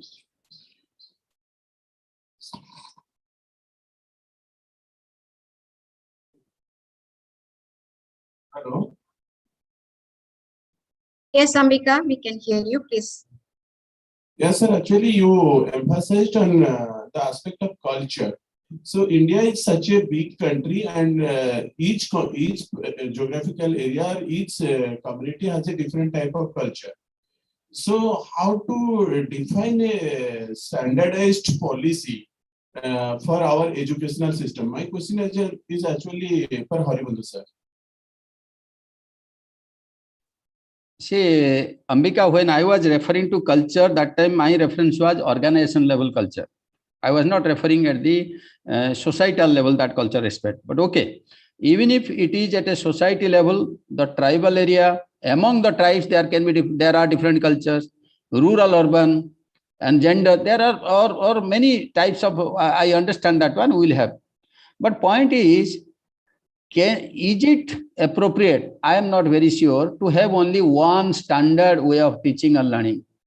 Let there be multiple cultures, multiple way of learning, but there can be a generalized system which in general people will follow, that accountability, transparency, and the three operational aspects of education, what I said. That is possible. Give enough freedom, let there be enough experimentation. That is how I think. But since you are asking at a much at a bigger or macro level, so I would request Professor Devi Prasanna Patnaik to share his views, because he is the right person to talk on this one. Now, you see, India is both diverse as well as plural.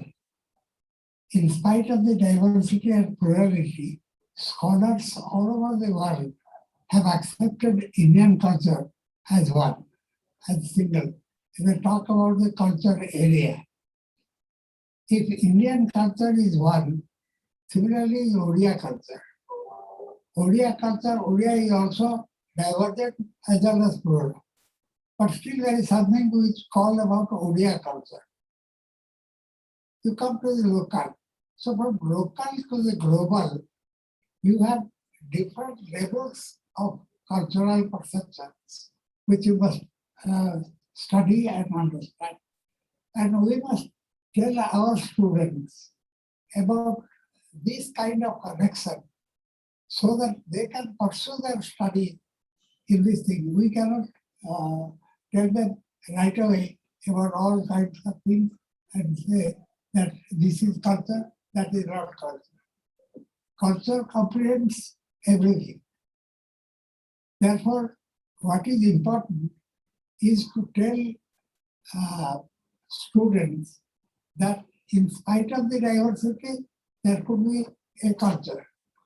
As you can take, for example, you can take Odia culture.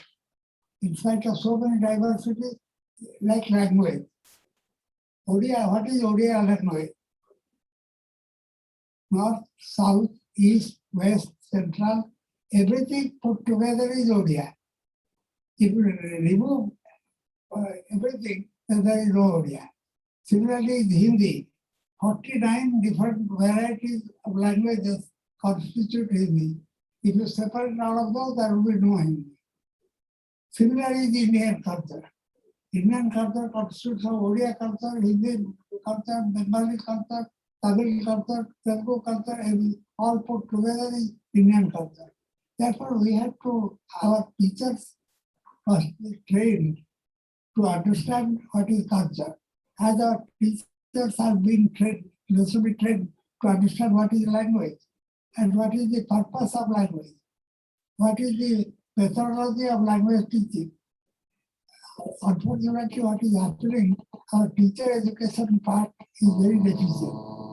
We must have some kind of a teacher education program in which we can train our teachers about basic things about science and society. Unless they understand what is science and society, they cannot understand anything.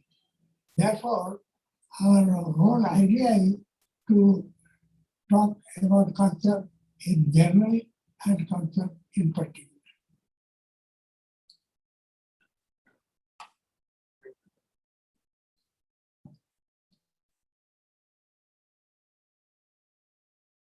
Thank you. Dr. Pragya, I think, I don't know if we Yes.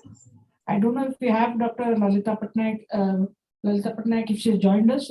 I don't think she hasn't joined us. So if you have any other questions or comments. Oh.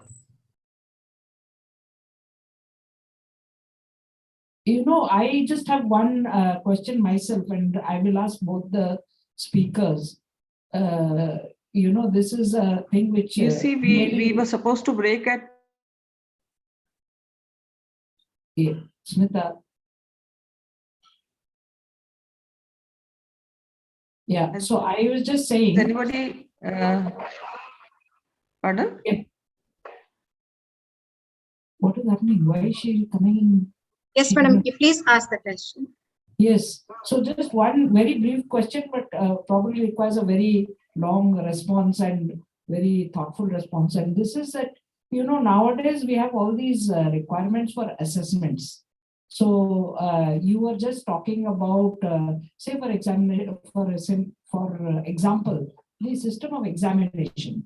See, there is a lot of pressure on institutions and organizations today also to see that, there are more number of people who pass the exams at a certain level and all that. So again, it comes back to that first question which Smita asked, is that how do we kind of ensure that, see, there are two completely opposite kind of outcomes that we are expecting.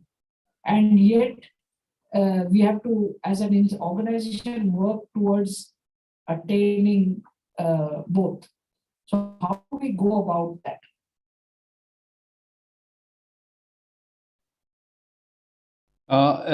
Sir, can I take this question for 1 second? To Professor Deviprasanna Patnaik, I'm asking. Yes, yes. Okay. I think he's waiting for you to respond. Okay. See, university has lot of autonomy. Unfortunately, we have misused or underused that autonomy. Okay. So you see, if something is, let us say, I know my student are not up to the expected level, let us say in calculus. There is no need to teach them at a very higher level of mathematics there. So what I will do, let us build it, reduce our curriculum, that extent it is possible. And all these things in the name of, we have to go to AICT, UGC has given, they are only recommendations. It is not binding. They will be very happy at the end of the day. Student is competent, can find out a job. Let us say if she has not learned in 3 years, she will learn in 10 years' time. But first teach her something on the basis of which she can get a job and help her in lifelong learning. Those things we forget. It is because we do not know how to take this task. We don't want to take the trouble. The onus lies on us. So that's why my request once again, can we have a student-specific development plan? Can we have a faculty-specific development plan? I would request each faculty member who is here, please do it. And I'm saying, don't take it otherwise that because I have now moved out of Centurion, that's why I'm talking. This I wanted consciously Seriously, very little success we could have. But this is what, if you can do, we will be a different institution. We need not copy anybody else. That is what the first principle of Deming, that one of the key founder of quality movement. Let us compare with ourselves. And if we can ensure some job for our students, students will come to us. We have to take a very hard path. That's what we need to do. Wonderful, wonderful, Dr. Patel. Now we are trying to develop an English program in the Centurion University, taking all these factors into account. Well, we keep in view the different recommendations, but we try to develop a course for our students, taking their requirements in view. Thank you. I think that was kind of, we are also trying to do the same, and we are hoping that it will yield results. But I always think that, there are larger things like the NAC and these kind of rankings, which always, I know it's a rat race, whether you like it or not, you have to join it. You'd rather not, but you have to just join it. So that becomes a bit of an issue. But you're right, we are very much going down that route. So I think thank you to both the speakers. Dr. Pragya, now you can take it forward. Yes. Thank you very much, madam, for this trigger. And thank you, Dr. D.P. Patnaik and Dr. Haribandhu Panda, for sharing meaningful thoughts and experiences on the ways to achieve SDGs. Thank you all for your cooperation and active participation. With this, we come to an end of the first technical session. Let's break for lunch and gather sharp at 1:25 p.m. for the second technical session on gender equality. We have two eminent speakers, Suchitra Pradhan and Smita Mishra Panda, in the second technical session. Thank you. Thank you. So we can close here. Yes, thank you.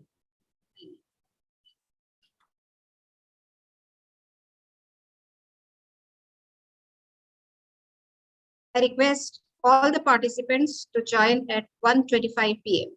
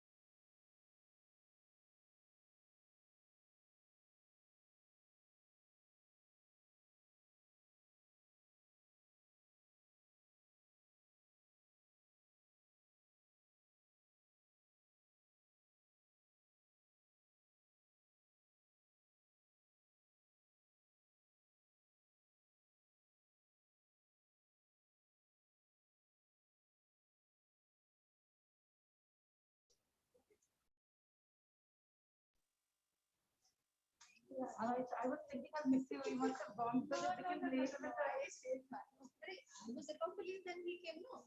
And she came just now. Oh, huh. They came just now. Let's take it. How are you otherwise? I'll be very realistic with everything.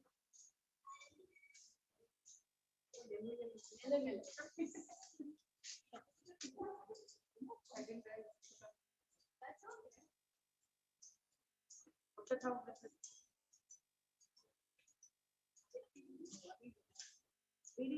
Remove कर बहुत आगे रहा इससे पूरा अंदर से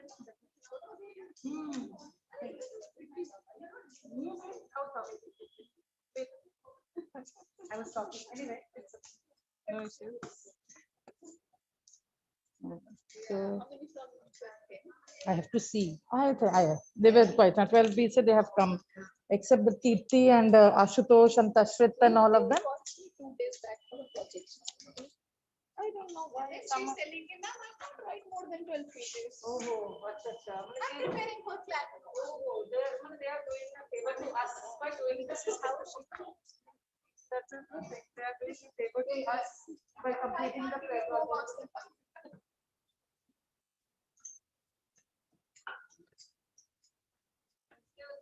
हाँ जी कल अंकल जी से मिले थे यहीं पर आ गए तो कल की हिसाब से वो अभी तक आए नहीं है। अच्छा लेट होगा बोल के इसलिए आज आप थोड़ा वेट करो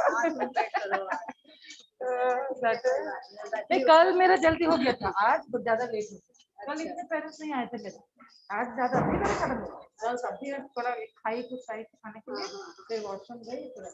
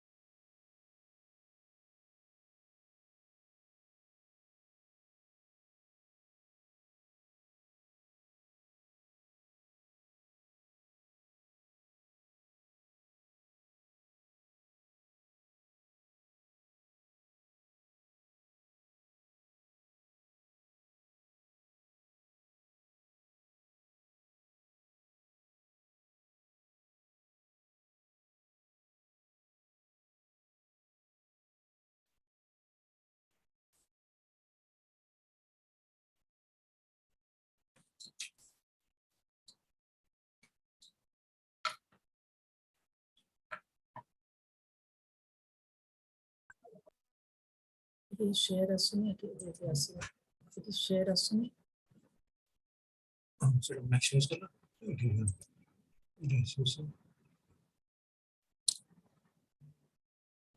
Share screen. नहीं से कम गुड अपना दे. Yes. आदमी स्टॉप वीडियो टाकू ये करके. Share.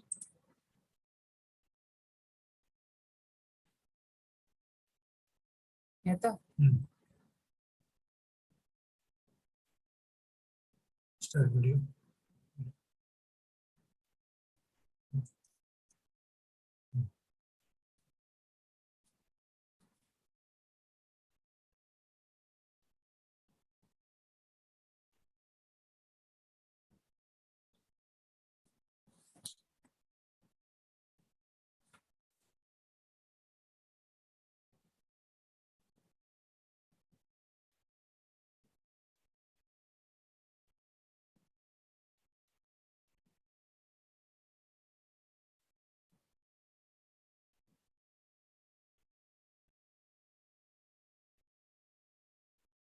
ପଛପଟେ ଗୋଟେ ଧଳା ଇଏଟା କଣ ଗୋଟେ ଦେଲେ ବେଟର ହୁଅନ୍ତା.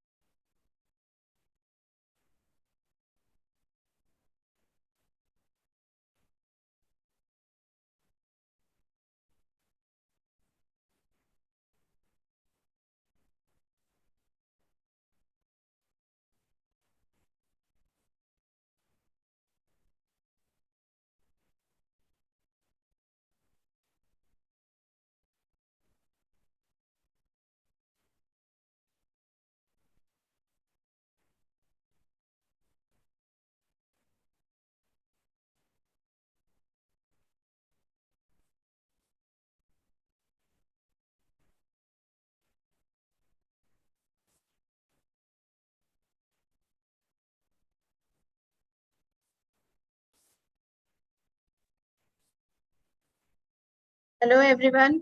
Good afternoon. We will start the program at 1:30 p.m.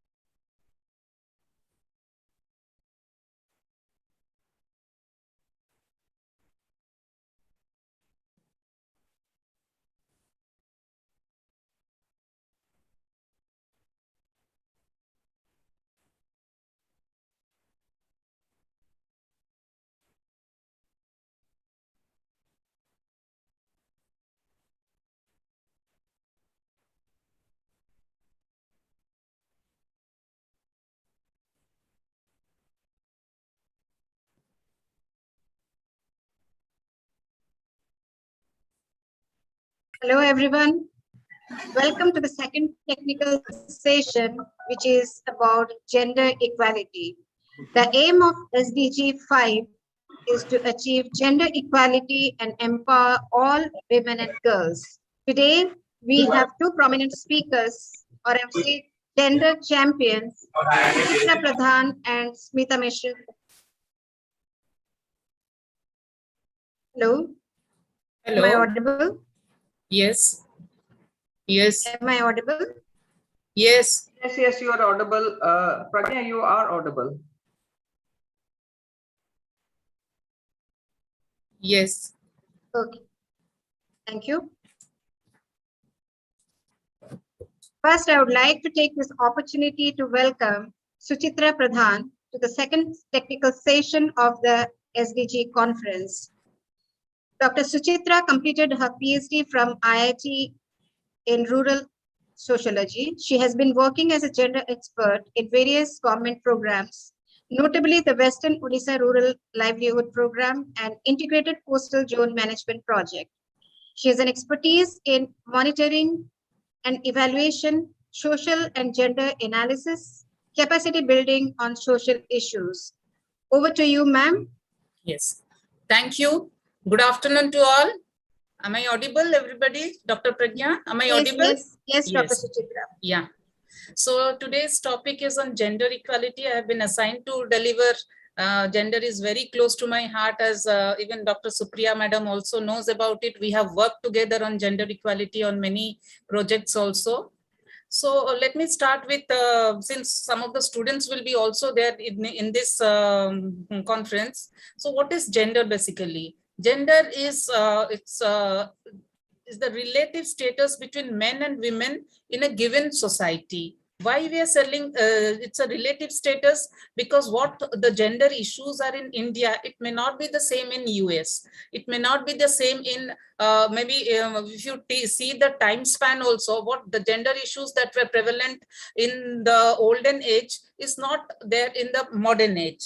Still, the issues are prevalent. It's the gender issues are prevalent in all the countries, and also from time since past, present, and future. The same issues may be there, but the percentage or the quantity may vary.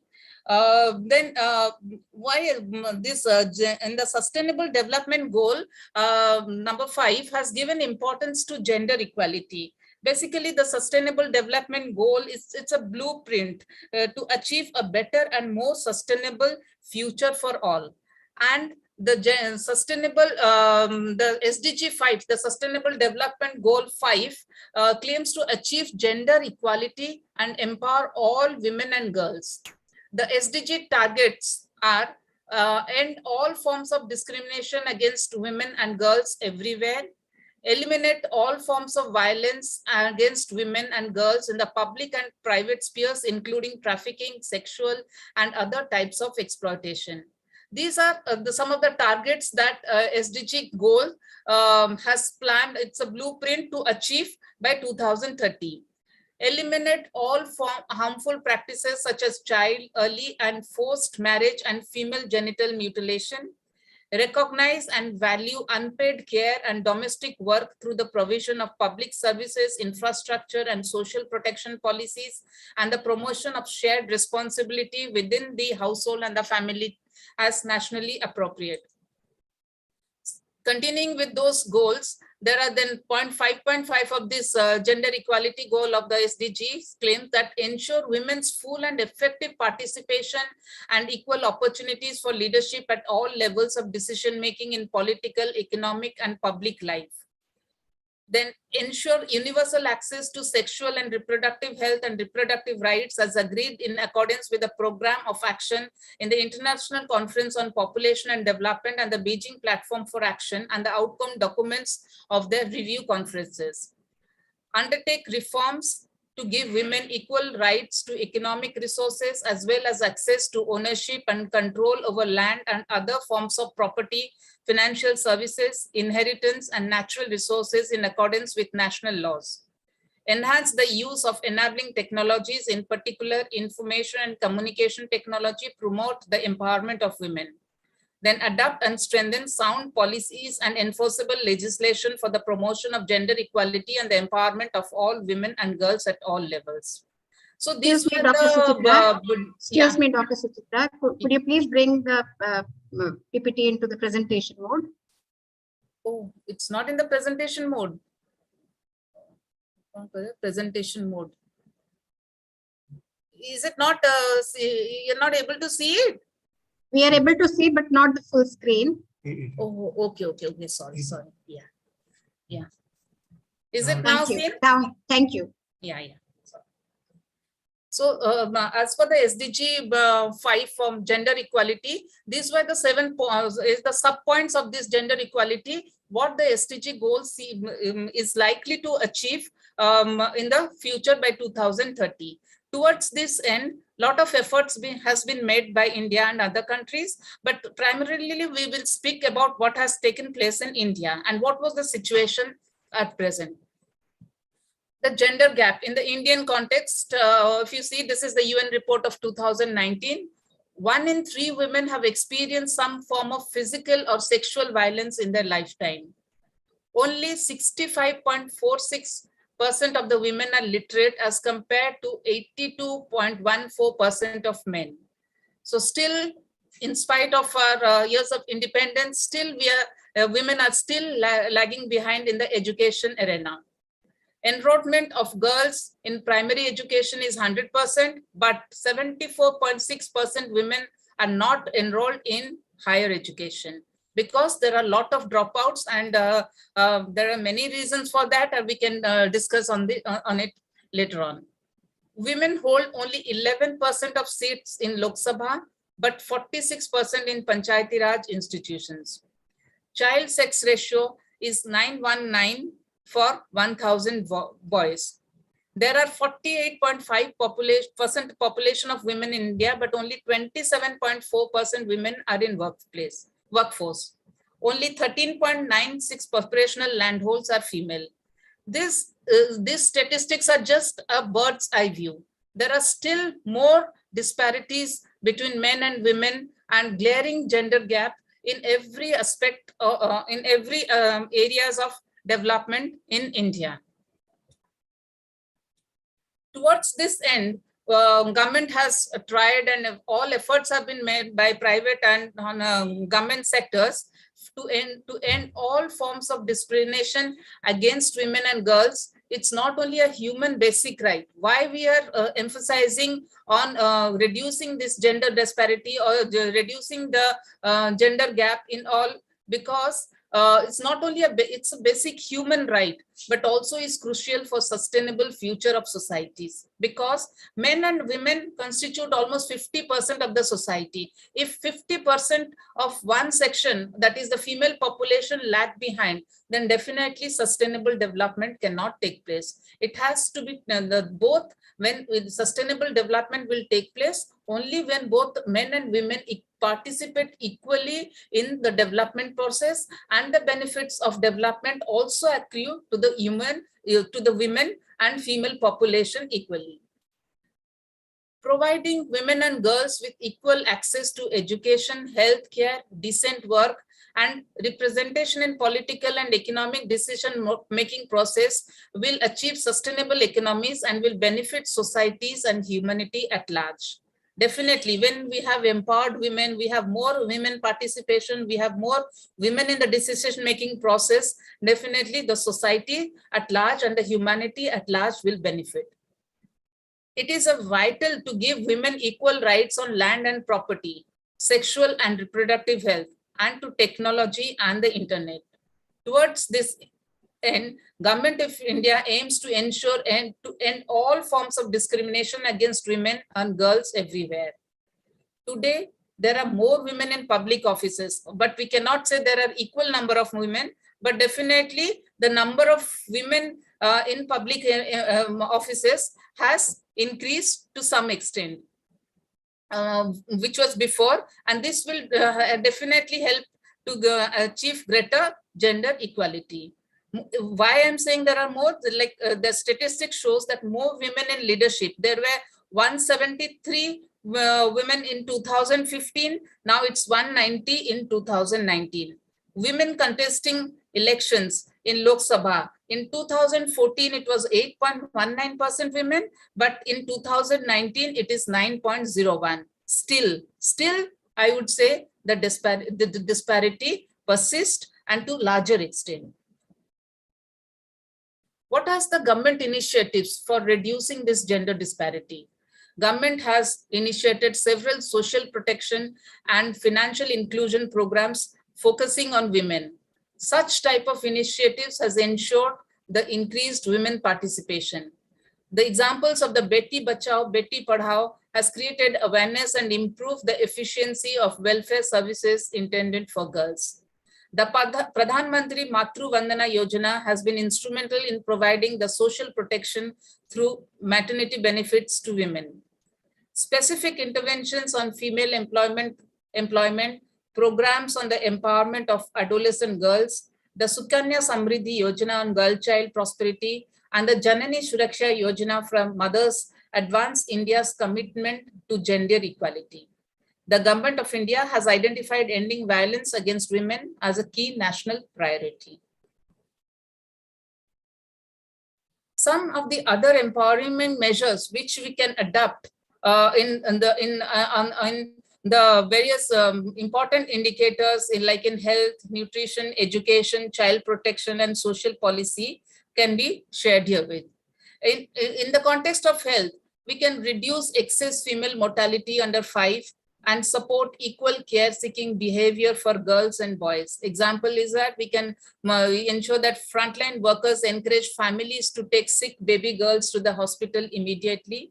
Definitely, Government of India and even Government of Odisha has taken a lot of steps with this regard for reducing the female mortality.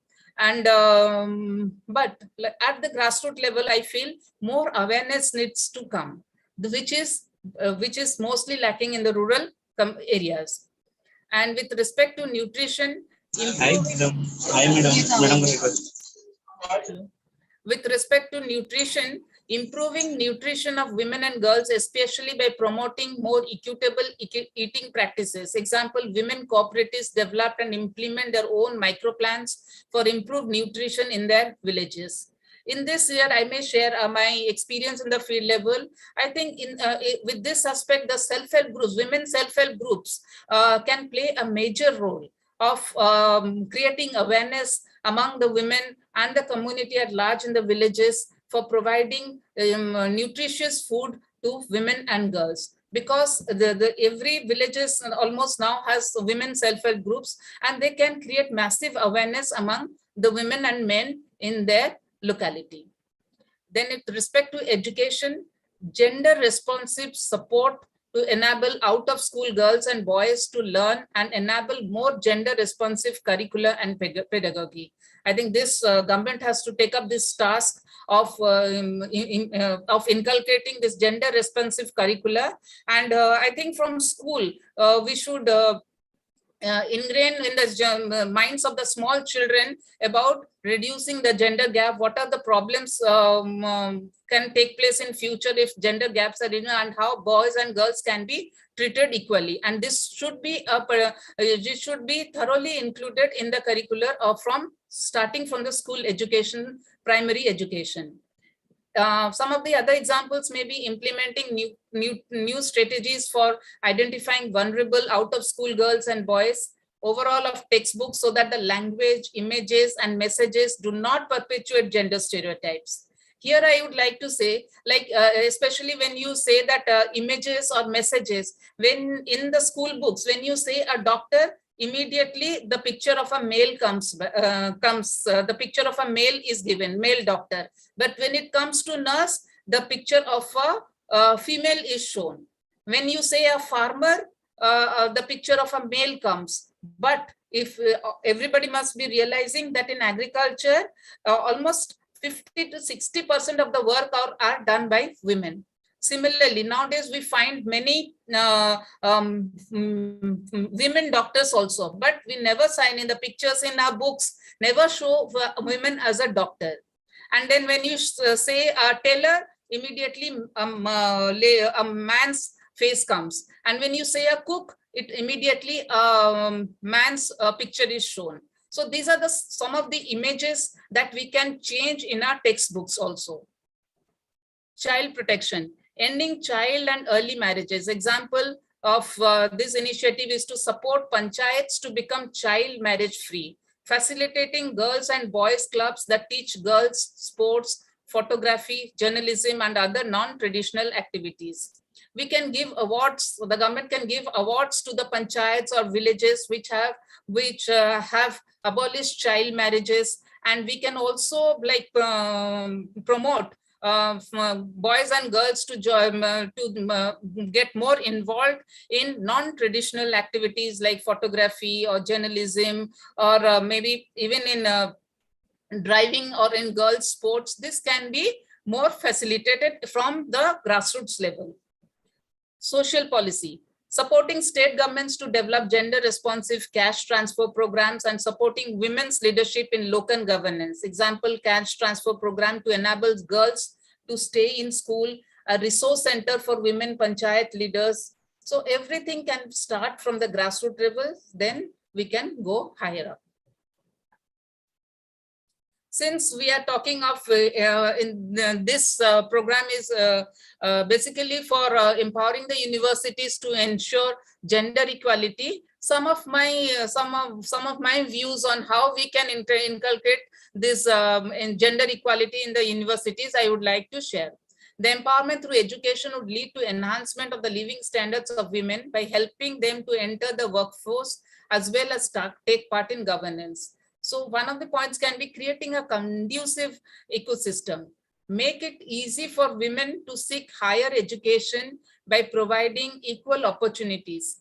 Testing for multiple skill tests during entrance tests. Like we know that all women candidates may not be very skilled, but we can develop multiple skill sets so that even the women who are just at an average level can enter the universities. Providing hostels, safety, transport, and scholarship to women candidates. Identifying emerging domains and develop female talent pool in the emerging areas. Universities must make special efforts to identify talent gaps and counsel and train girls for in-demand futuristic skills. So universities have a greater role in identifying the gaps and also counsel and train the girls effectively so that the skills develop in future. Lead by example, demonstrate through action that gender parity can be established by creating equal opportunities within the university for female staff. Provide training and mentorship to potential female leaders and explicitly and constantly nurturing diversity. So we should lead, the university should lead by example, and with the example means it should start from its female staff itself, giving better opportunities for the female staff, giving potential training to them also, and developing their leadership skills. Train women for leadership roles, training women to take on responsibilities confidently, train women for leadership roles so that the workplace gets the benefits of diversity. Then develop and leverage industry academia connect by bringing about an interaction between the industry and academia also can reduce to some extent the gender gap. The role of university should be to study emerging trades and create employable skill sets specific to needs of both employees and employees. The universities, they can create employable skill sets. I think in this aspect, Centurion University is doing a very good job, and it has been appreciated at the national level also. And so they have already started doing a lot of efforts in, and thanks to Dr. Supriya Madam, she has been involved in bringing about these aspects in the university. Specific to needs of both employers and employees, universities must ensure through engagement at all levels with the business organization that they are sensitized about the gender gaps and the latent female talent pool and the advantages of diversity at the workplace. The university can also bring about gender sensitization of the industries that are coming to their place and create gender sensitization among them for reducing the gender gaps. So thank you. I think I was given a very small this thing. I was asked to deliver about only 20 minutes. So in a very nutshell, I have spoken about the SDG goal 5, the gender equality, what it intends and how it intends to empower all. I have also spoken about the gender gap existing in the presently in India. And then I have elaborated on the gender disparity aspect and the government initiatives. I think this is very short also, but there are a lot of more efforts are being made at various levels at the government sector. And also I forgot to tell also even the non-government sector is also, and the private sector are also playing a lot of efforts, are making a lot of efforts to reduce the gender disparity. Then these are some of the empowering measures according to me, which we can focus. This is not the end all, but these are some of the glaring parts where we can give our efforts to empower women. And lastly, the role of university, some of the thoughts that came to my mind, which can bring about better gender equality, I have shared. Thank you. Thank you, Dr. Suchitra, for bringing to the table your ideas on equal rights and equal participation in all walks of life. Safety, health and well-being, government initiatives, Beti Bachao and Beti Padhao Abhiyans, participation of self-help groups, integration of gender responsive curricula, women leadership and participation in governance, identification of talent gaps, counsel and train them, nurturing diversity. And you also focused on enabling industry and academia linkages, and focused on the training of employability and employable skills. Thank you so much. Thank you. We have with us Smita Mishra Panda, gender expert of Centurion University of Technology and Management. Dr. Smita Mishra Panda is educated in Delhi University and the Asian Institute of Technology, Bangkok. Dr. Smita has been a visiting faculty to Norwegian University of Science and Technology, Norway, the Monash, Asia Institute of Monash University, Melbourne, Australia, and the School of Built Environment and Planning, Curtin University, Australia. Her research areas include gender issues in development, natural resource management, water, forests, livelihoods, marginalized communities, local governance, rural development and development management. She has done research projects with both national and international organizations such as UNIDO, UNICEF, UNDP, Norwegian Research Council, World Bank, European Commission, CARE India, DFID, among others. I request Dr. Smita Mishra Panda to share her ideas on how to achieve gender equality. Over to you, madam. Yeah, thank you. Thank you, Pragya. Thank you very much for this very long introduction. Yeah, and everybody, welcome to this short presentation that I would like to make. I would also like to compliment Dr. Suchitra Pradhan, who actually talked about the different goals, yeah, the SDGs, and also the government programs. I wish she could have talked more about the government programs because there are several, right? But anyway, it's good that she flagged off a few programs of on women and girls and how it is going to empower them and improve their condition and position. Okay, so I will share my screen now. Just a minute.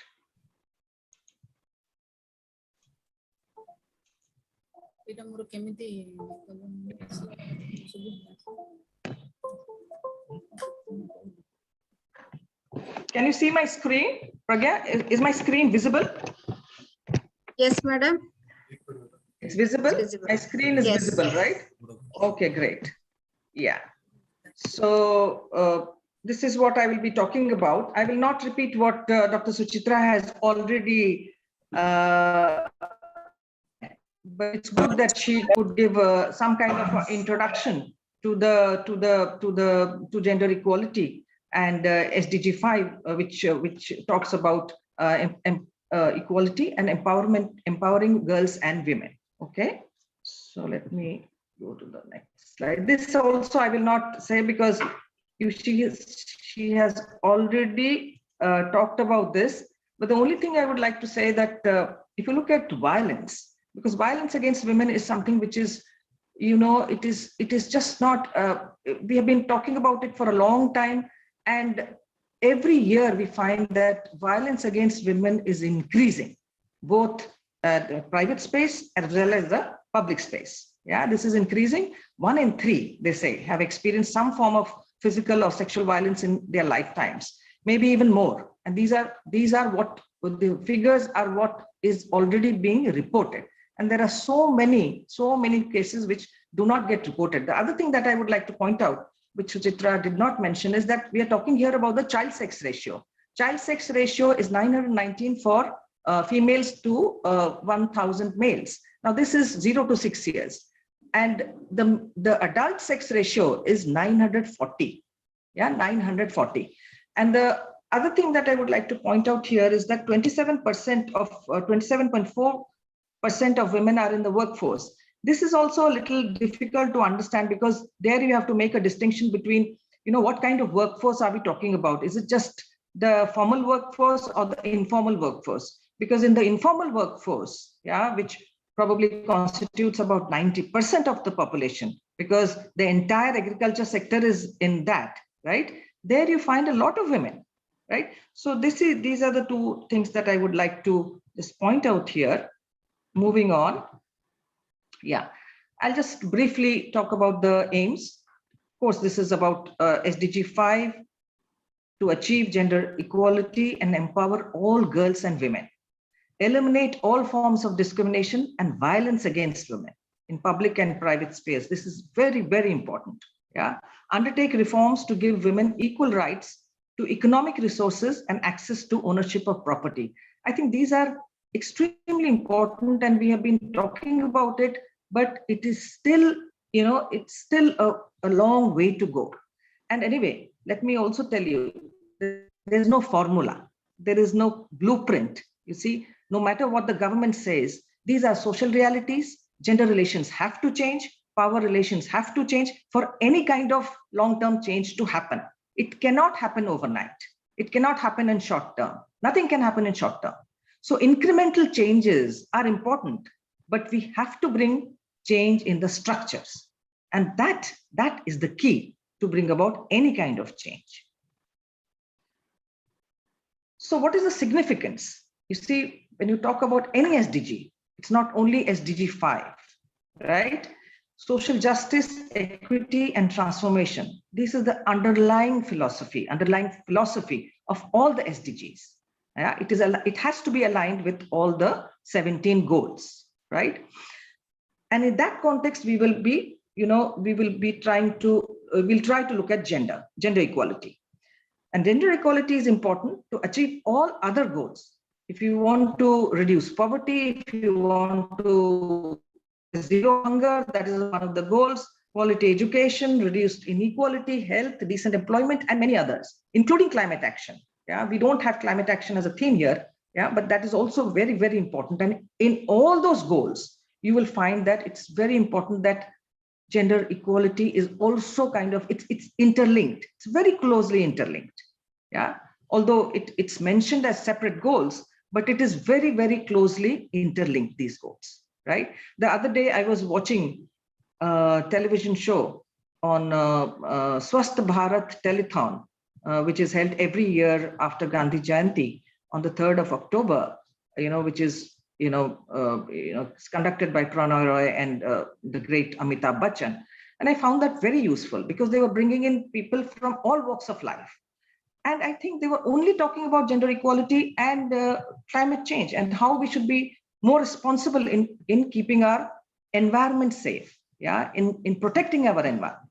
I think all that they discussed, these were the two issues that very clearly came out, that you have to talk about gender equality, you have to empower women, and you have to take care of the environment. And unless that is done, nothing is going to change. And it has, of course, it has to be done in a very equitable manner. Yeah, SDG 5, this already she has mentioned, Suchitra, there are 9 targets and 11 indicators. Now these indicators are there to track the progress. Now in the morning, what happened was Professor Omkar Mahanti said that there are very few reference points. I think I don't agree. Okay, reference points probably have not been how do you say it probably not been recorded or documented, but there are reference points. And if you have these indicators where you track the progress, I think you can have those reference points, and it's important to document them. For example, say end all forms of discrimination against women. This is a target. So the indicator is then whether or not legal frameworks are in place to promote, enforce, and monitor equality and non-discrimination on the basis of gender. Now, again, then you break up and then you see. So I think you can get your reference points there, right? So similarly, other targets and other indicators, yeah, are there to track the progress. Now, coming to role of university, Dr. Suchitra mentioned a few things which are very, very important. Of course, universities are in a unique position because we have this opportunity for teaching, research, and implementation. And I myself, I have been in Centurion University, for about 7 years now. And from the beginning, I directed all my teaching and research, and if possible, some of the activities which were to do with implementation on gender. Yeah, I have done that consciously. When I came here first in 2013, that was a time when the Nirbhaya case had just happened, and the sexual harassment, the Committee on Sexual Harassment, the Internal Complaints Committee and all that was being put in place. The Gazette had just come out, you see. So we very consciously put, it's not that I did it, the university, and of course I facilitated in doing that. So we have tried to do it. It's just that, in the morning also, Supriya ma'am was trying to say that, we have been slow in doing things. We have not been slow. It's just that we have not aligned the SDGs. Yeah, we are doing enough. It's just that we have not aligned it very well and probably not recorded it and all that. People started recording, from 2016, 17 onwards. And I was looking at some of these reports. Some reports are very good. But some reports I found, the universities where they've done something on SDG 5 particularly, is that they've just worked in some small village and done some kind of, SHG formation and some kind of, they've probably put some money there, and that is all. And that's they say that they have, worked towards empowering women and girls. Okay, in a small way, that is okay. But you see, we are doing much more. I'll come to that. Now, also, when we talk about role of the university, we have to also talk about the social responsibility of women, of faculty and students in the higher education institutions, particularly if any SDG, there is a social responsibility, right? And universities can also play a proactive role in ensuring that SDG 5 is included in the local agendas, wherever they are, because we have different campuses. Included in the local agendas, changes, you try to bring in changes in the education, the curriculum, and you conduct research consciously, on gender issues, which will help in empowering women, which will help in bringing about equality, and also help in policy making, right? And further in engaging with local and global communities. If you're engaging with the local and global communities, yes, you're doing enough. And we are doing that, right? Mainstreaming SDG 5 into curricula is important, therefore, including new values and practices to enhance gender equality. Because you see, we have been talking about gender equality for a long, long time. Why is it not happening? Why are we moving so slowly? If you want to fast track it, what could be done? Have we thought about it? Because now at least people are talking about it. When I was in college, when I was in the university, people were not talking about gender equality. There was no mention of gender. The moment you talk about women, women's empowerment, we were branded as these flaming feminists, you see. Even when I was outside the country, it was like that. It's only much later, I think, in the mid-90s, and probably late 90s, then there was a big change. You see that when I started teaching at IRMA, it was not there. The gender course was not there. When I came, I insisted that how can you run a course, run a program in rural management, and this is one of the top institutes in the country, and you don't have a gender course. And they had that as an optional course, just like a sensitization, you see. And then we slowly tried to build it into the program and made it a required course. Right. Now coming to Centurion's role in SDG 5, I think this university is very favorably disposed towards increasing the number of women at senior management. You all know that we have a vice chancellor, we have the registrar, and we also have the director of examinations. All are women, and women are in all responsible positions in senior management, and they are doing a wonderful job providing leadership, providing leadership and direction to the university. And I'm told that there are more women students now, female students, than male students. Of course, if you look at the female students course-wise, then you may find that there is some kind of a, it's not equally balanced. Like you may not find many female students in mechanical engineering or electrical or civil and all that, but you'll find a lot of women in sciences and also in computer science, right? In teaching, we have a course which I teach on gender, human rights, and ethics, which is a mandatory course, across different campuses, across different disciplines in the campus. And this is, I think, one course where I feel that the students are very happy, and also, I give them projects, and they also come up with a lot of interesting ideas, and it's institutionalized now, right? Gender, human rights, and ethics. Similarly, there's also a course, although that is a different SDG on climate action. We also have a course on climate change, sustainability, and organizations, which I teach, right? And these are the courses which have really brought in that kind of understanding among the students on what is their role, what can be their responsibility, what can they do for the community, what is happening around them. Otherwise, it's just that it's not that they don't know. It's probably they have just internalized, aise hota hai. Oh, this is how it happens.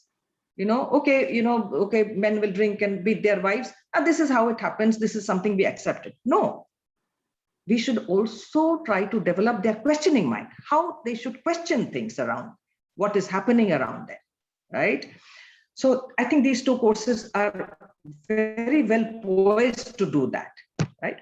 And the third point that I would like to make here is that during the orientation program each year, for different disciplines, when the new batch comes in, we have a session on gender sensitization, where we discuss, among other things, of course, it's not only about what is gender or what is the difference between sex and gender. We also discuss about what does it mean? What do you mean by gender discrimination?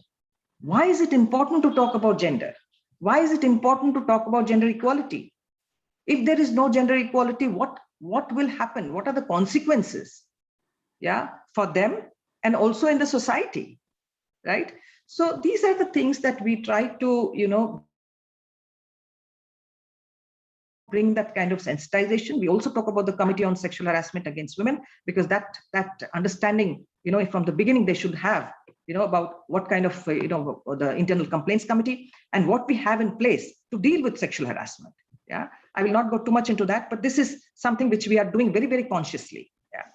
Research on gender issues and women's empowerment. Of course, we have done plenty of research by a number of faculty at the university. Recent research that I have completed was, a funding that I got from ICSSR on looking at COVID-19 and domestic violence against women. It opened my eyes, you see. And this is important because we are talking about eliminating violence against women and what kind of policy implications it would have. That is more important. What kind of, it's not that you do research for the sake of doing research, but how we can influence policy. And this is where I would say that how the university and the policy, how the university academics can interface with policy and implementation, right? Sorry. Continue. Doctoral research, we have a number of students who are working on gender equality, women's empowerment. Effort is made to bring more and more female students, who can engage in research on women and gender issues. One of my students who's just completed a PhD looking at women's unpaid work, household work, and she was the recipient of the Vivekananda scholarship. Vivekananda scholarship from University Grants Commission, because she was the single girl child of parents who did not go to the university. So she was the first generation, who went to the university. So on that basis, she had got the scholarship. So there are plenty of publications based on research on gender issues, women's issues. We are doing. Supriya, ma'am, and myself, we are working on a lot of issues, lot of projects where we are focusing on these issues. And we have also, okay, let me come to that. There are also plenty of externally funded research projects on these issues. Recent research that we are engaged in is women's land rights in slums. That is what we are doing in Cuttack, and knowledge inequality in Adivasi communities in south of Odisha. Knowledge inequality from the gender point of view. I forgot to mention that, right? Now, this is what I don't know. I mean, I am not directly, of course, I know about what Gram Tarang is doing. Maybe Supriya can talk much better on this, but I'll just flag off some issues, and people who are from Centurion will understand, but from outside, we have this Gram Tarang Employability Training Services, GTET, which GTETS, right? And maybe in this last one and a half years, there has been a little bit of lull, but they have done incredible work. It is a skill vertical of the university, functions as a Section 25 company, having centers in different parts of India and also Odisha, right, where it started. And it has trained so far about 100,000 young people, youth, out of which around 70,000 are young adolescent girls, mostly school dropouts, who have not gone further in education, have probably dropped out of middle school or after 10th. They also include deaf and mute students, both girls and boys, and mostly in sewing machine, industrial sewing machine and hospitality skills. They have been placed in different companies, mostly in garment factories and export. We've done a study on youth, looking at these women. We have looked at these women, and I must say that their lives have completely transformed. It's not only their lives which will be completely transformed, but also their generation, because they have probably come out of the villages for the first time, and mostly from remote areas, from tribal areas, from Naxal infested areas, where otherwise it would just not have been possible for them to come out. So we have facilitated that. Centurion University has facilitated that. And now they have something called the GT VET, which is Gram Tarang Vocational Education Training. And this provides scope for upgrading the skills, because what was placed, but their skills are not upgraded. On job, well, they could do it, but you see, there's no formal kind of upgradation of skills, or they don't get a certificate. Whereas GT VET provides that opportunity. Provides that. This is probably just 1 or 2 years old. Correct me if I'm wrong. So it provides scope for upgrading the skills of women through higher education, like BVOC, Bachelors of Vocational Education. They also facilitate in completion of school by you have this open school, and others in different parts of the country. They provide them life skills as well. Life skills is extremely important, particularly for girls who go from, they move from villages, they come here to the city to get skills, they get trained here, and then they go to the metros. And they're mostly placed in the metropolitan cities, in different garment factories. So you see the transition that happens. So it's extremely important that we provide them life skills for them to adjust and conduct their lives smoothly. Education of girls in different campuses is an empowering experience for them. Those girls who are particularly trained in GTATS have come out of remote places, I was just mentioning, and so 65% of them belong to SC and ST communities. And through this kind of training that we provide, they move into the formal sector employment, and thus are empowered. I think that is the biggest achievement that we can have, you see. And this has a big influence and demonstration effect on their villages. And after some cycles, we found that it was not so difficult to, you see, when in the beginning, when they started probably 5, 7, 8, maybe 10 years ago, when it started, then it was difficult to motivate them, convince the parents to allow their girls to come out. But now with this kind of influence and the demonstration effect, as I just mentioned, yeah, you find that it's not so difficult. It's not so difficult. Yes, they need some bit of convincing, but it is not so difficult for them to, take the decision to come out. Now, what happens in the next 9 years? We just have another 9 years, right? We are already 2021, end of 2021. So need for partnerships among higher education institutions, extremely, extremely important across the country and also outside.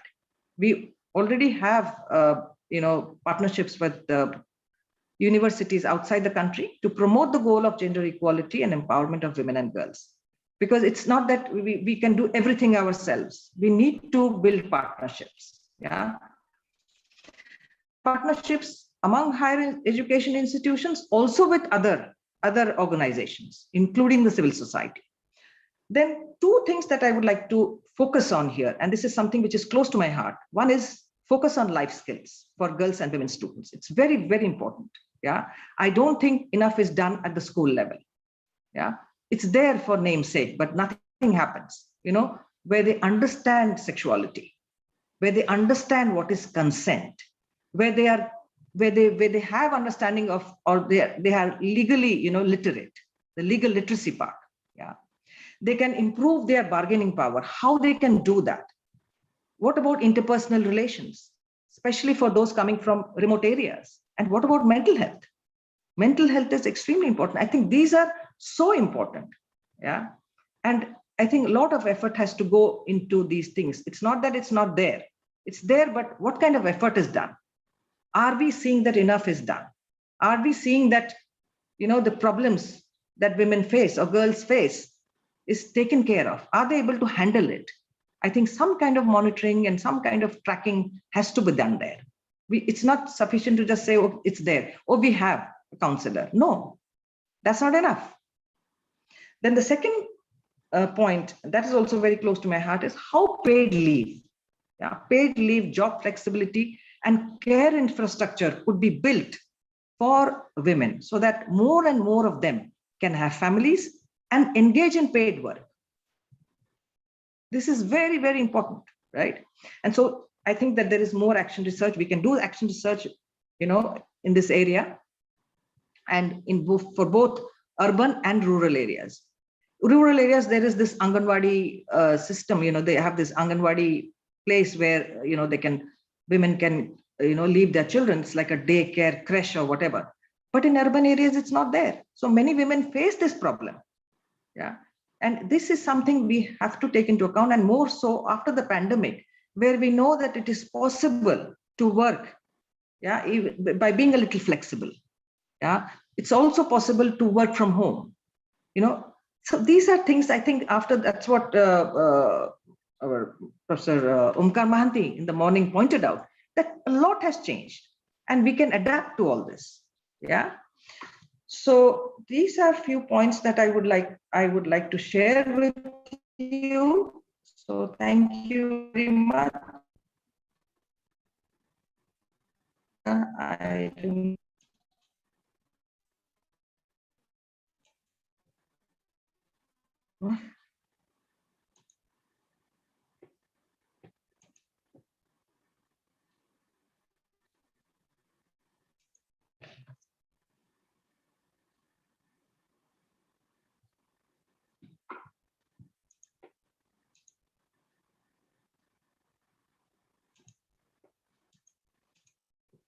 Yeah, was I audible? I'm sorry. I thought maybe was I audible? Yes, madam, but I think I dropped out. So the audience can say last few minutes. I don't know. I just want to know from other people, was I audible all through? Yes, you are. Yes, you are. Okay, okay. I thought maybe I got a little nervous when I saw that it's all blank. Okay, so I was. So good. Thank you very much. Yes. Yeah. Yeah. Thank you, Dr. Smita, for a focused discussion on how gender equality is important to achieve other SDGs. We very much agree with you that we must work on gender equality, empower women, and there is no choice. Universities should play a proactive role in the local agenda and bring changes in the lives of women and policy making. Thank you very much for sharing Centurion's role in empowering women by engaging them in leadership positions, partnership with other bodies, organizations, introducing gender sensitization courses and gender sensitive activities, playing a leading role in employability training programs and life skills development programs, research and development on SDG. Thank you very much. Now it is open for discussion.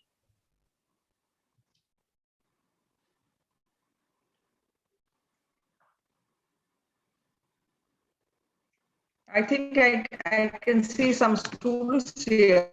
They are my students whom I teach, probably from MBA. Yeah, probably from MBA. So why don't you, of course, I'm teaching the gender course to them now, currently ongoing. So yes. Yeah, even if you don't have any questions, what about some thoughts, some comments? Yeah, maybe Supriya can give some comments or can give some, add more to what I've already discussed. Yes, yes. No, thank you so much. Thank you so much. I should have come in before, but you know how it is. You always get interrupted. So, no, I think this was, both the sessions were really very useful to give a total picture about the SDG 5. And I think it does give a very good thing. What I really liked is that your effort to actually highlight what it is that we at Centurion University are doing. And I think that is critical, because quite often, as you said, that which Professor Mahanti said at the beginning, that we don't have a starting point. But I always think that a census is a good starting point. You have the census, and you have many more surveys which give you a whole lot of data. So the data points are there. It's not as if they don't exist. And we basically, essentially, if government is also saying that this has been the improvement or so on and so forth, and I think the main thing is that we certainly don't need to rest on our laurels. It's a long way to go. We've just touched the tip of the iceberg, literally, and there's so much of ground to achieve. But what I liked sometime back, I heard another video presentation, and I was just thinking that one line I really liked in that was that today we can sit here and look about 500 years back what India was like, and you kind of say, oh, all that was wrong.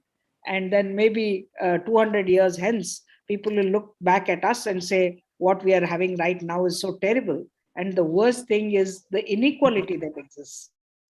So be it gender inequality, be it income inequality, be it whatever inequality.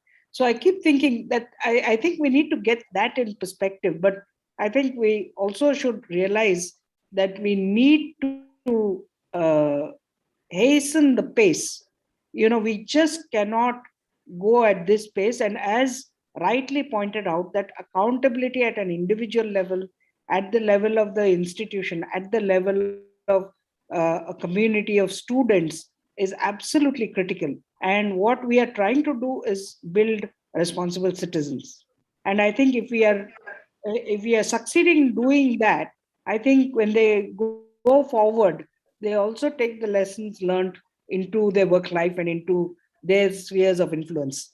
And I think that's where it will have a very significant role. So I think I just wanted to add to that, because I think both of you have covered the whole gamut of issues per se. But what is it in terms of benefits to the individuals? They also need to understand, I mean, one of the things I keep asking, what motivates young women to get educated? What makes young women to do a science degree versus an engineering degree? Or what motivates them to do a degree at all? Is it just to get married? And I think, that's not necessarily wrong, because at the end of the day, they become the educators of the next generation. But is that all it is? Is that what should basically motivate somebody? And that's what I think students need to really start asking themselves those kind of questions. And I think they should be also challenging their and not challenging in a negative sense, but challenging the ideas that come across in the community, in their families, and that kind of thing. So that only then we can have a faster progress towards meeting this SDG. Thank you. Thank you. Thank you. So do we have more questions, or we just what time is the next session? Good afternoon, madam. 2:45. I think there is a question from Ambika. Yes, Ambika. Yes. Madam, when you are documenting about the gender sensitive ecology of Centurion University, that time, is it only the women who are working here, they are at good positions or have gone to the higher positions? Is it only due to the gender sensitive ecology, or due to their competence also? That's a good question. Very nice question. They are competent enough. Yeah, they are competent enough. That is there. It's not that if they were not competent, then they cannot continue. You see, and I always tell people that women have to prove themselves doubly more. Yeah, if they are in responsible positions. Yeah, for men it may not be so difficult. I always felt like that being a woman, if you are in a responsible position, then you have to prove yourself, that you're worth it, right? And doubly more, as I said. So I think, yes, they are competent. It's not because of reservation or anything. Yes, madam. Yeah. Because actually, what I feel, women contribute more than men actually. Because if I consider my case, after coming to office and returning to home, I feel tired and I don't feel like doing anything at home. But my wife, from morning to night, she keeps on working and goes and doing different works. Yeah, and that unpaid work is not recognized. Yeah, that unpaid work. Yes. That's what my student has worked on. That how we don't recognize the unpaid work of women, which is so important. Yeah, for all of us. So women are actually more competent than men. What I feel. Can I add something over here? Yes. This is Sunita Bharadwaj here. I am working in the space of D&I with the corporates and startups. And the Mr. Ambika, right? Did I get the name right? Yes. Yeah, his question is very valid. And coming to the leadership role where women can take, see, there are various things happens in a corporate world. many a time, many a time you just think an opening is available in Delhi and the spouse is placed in Bangalore. She cannot move to Delhi because she prefers to, because her family is based in Bangalore. She tries to compromise on the level, and because family becomes important to her. So she tries to kind of compromise, and she let go that opportunity of taking up the leadership role. That's one of the factors that happens. But today we see many women in the leadership role in the IT sector, in the financial sector. If you take the banking sector, has been led by women.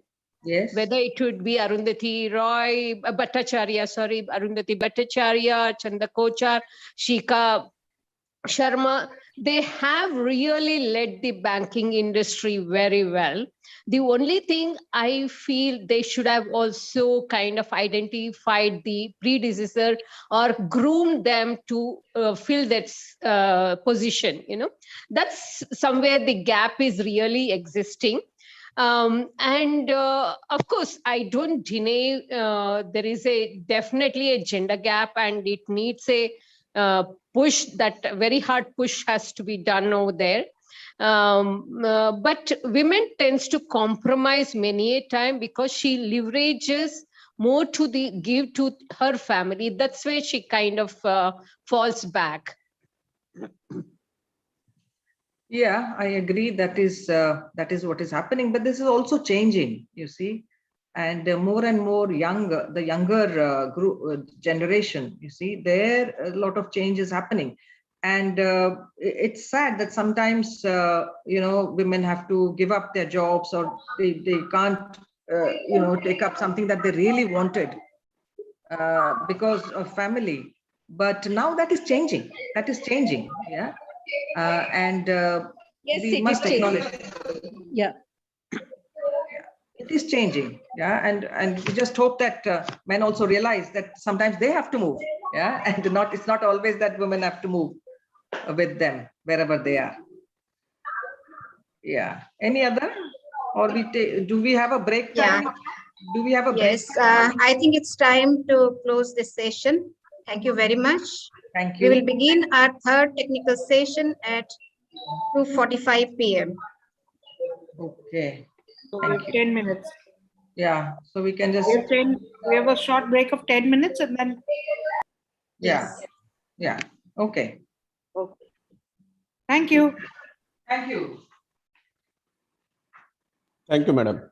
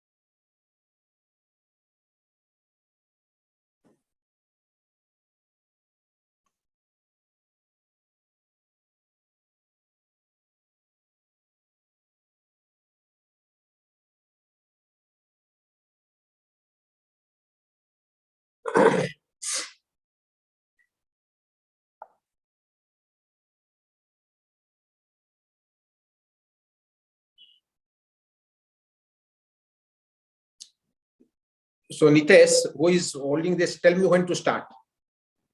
Sir, good afternoon, sir. This will start at 2:45. Okay, I'm online. Okay. Okay, thank you, sir.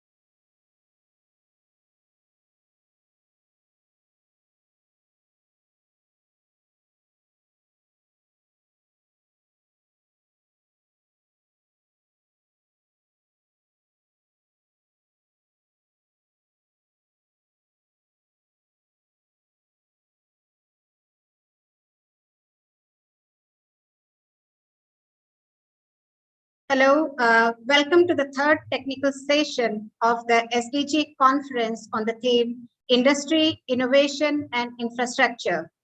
The aim of SDG 9 is to build resilient infrastructure, promote inclusive and sustainable industrialization, and foster innovation.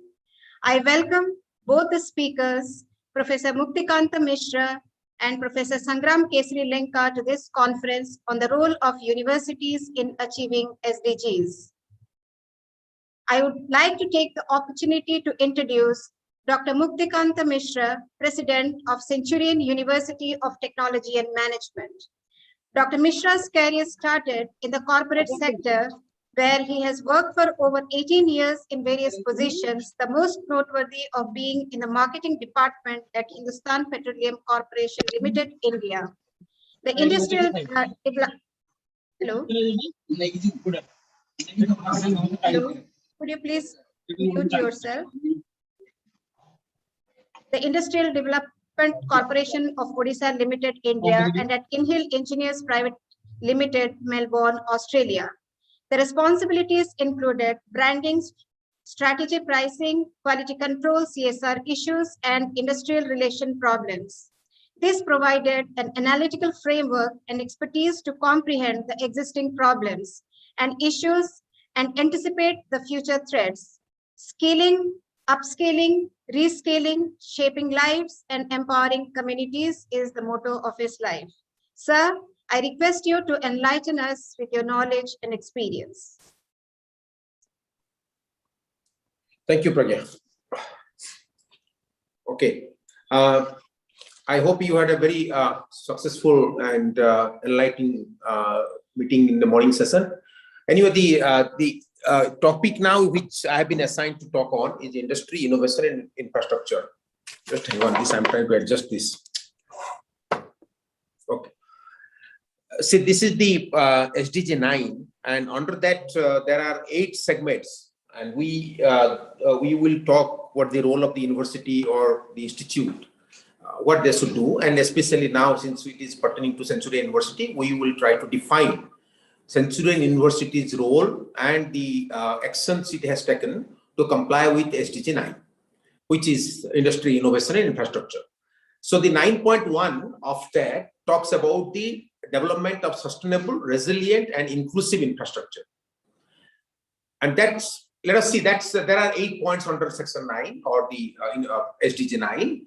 And the first point is that about the inclusive, resilient, and sustainable infrastructure. Centurion University, as all of us know, that we are very differently able campus. So we have enough, we have taken enough measures to see that it is very inclusive. And we have been certified. The Bhubaneswar campus has been certified. In Parlakamudi campus also, we have created access to give the access to different level persons. And wherever there is a lacuna, and we will rectify that, that's we are very committed on that. So that it should be all our campuses should be different level access, number 1. Number 2, that we, because both the mother campuses face cyclone, and that's what it's the resilient, we are trying to make it cyclone resilient. And Bhubaneswar campus went through quite serious upgradation to make it resilient, and we have taken also measures now. Of course, we don't know the intensity of what it will come, the cyclone or the natural disaster, but we have taken measures now how to have stopgap arrangement in case of any kind of cyclone or natural disaster when we are warned off. So, all the buildings we are trying to have brick walls, and though we have many buildings which are also the modern buildings which are composite material, we are trying to strengthen those. The other thing which we have tried to do, bringing the sustainability, is about the use of solar. Parlakamudi campus use solar quite heavily, so also other campuses. So we are, as a university, we are committed to use solar, and we will work on that to move more and more to use the renewable energy. The next point which we have done, and like Vizag campus is going through, Bhubaneswar campus is doing, so instead of using bitumen for the roads, we are using pavers, which are, that first thing that lot of damages don't happen. Whenever there is very localized damage happen, we can replace that, unless until it is, if it is a bitumen road, then if there is a damage, you have to entire relay the area. So here it is only very localized replacement or very low cost repair and maintenance it is done. So this is very sustainable. So this kind of roads which we are manufacturing our own pavers, we are going for that. And then we are also very responsible in our construction. So we don't try to, all the waste material which we generate, we try to reuse it within the campus.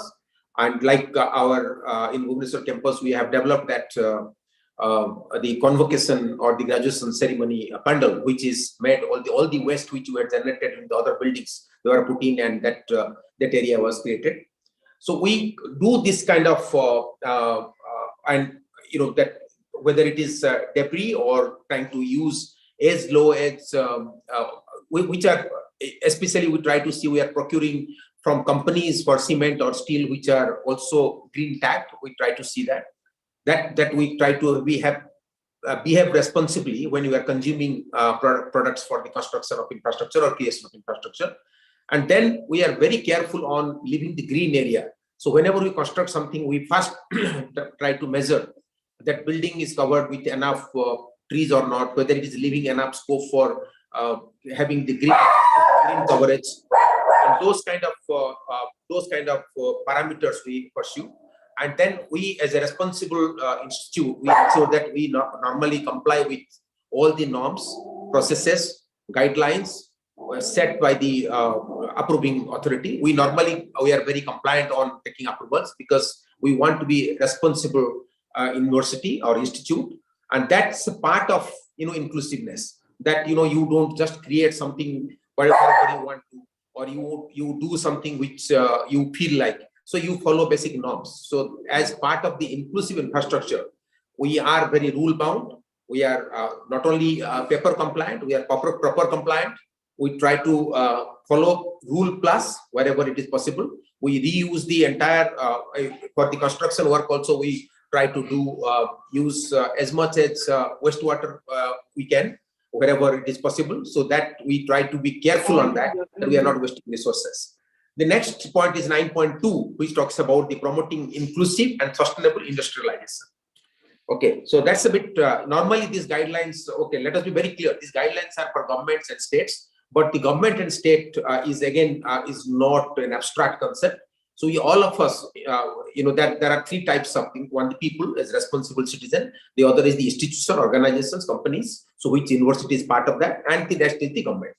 So that we as an institute and on individual basis, we try to be as responsible as possible, and we try to be as inclusive as possible, and always the sustainability remains on the priority. So when it's talking about 9.2, talking about the promote inclusive and sustainable industrialization, we have created many industries or companies or production units which directly talks about the inclusive or directly addresses these things, inclusive and sustainability.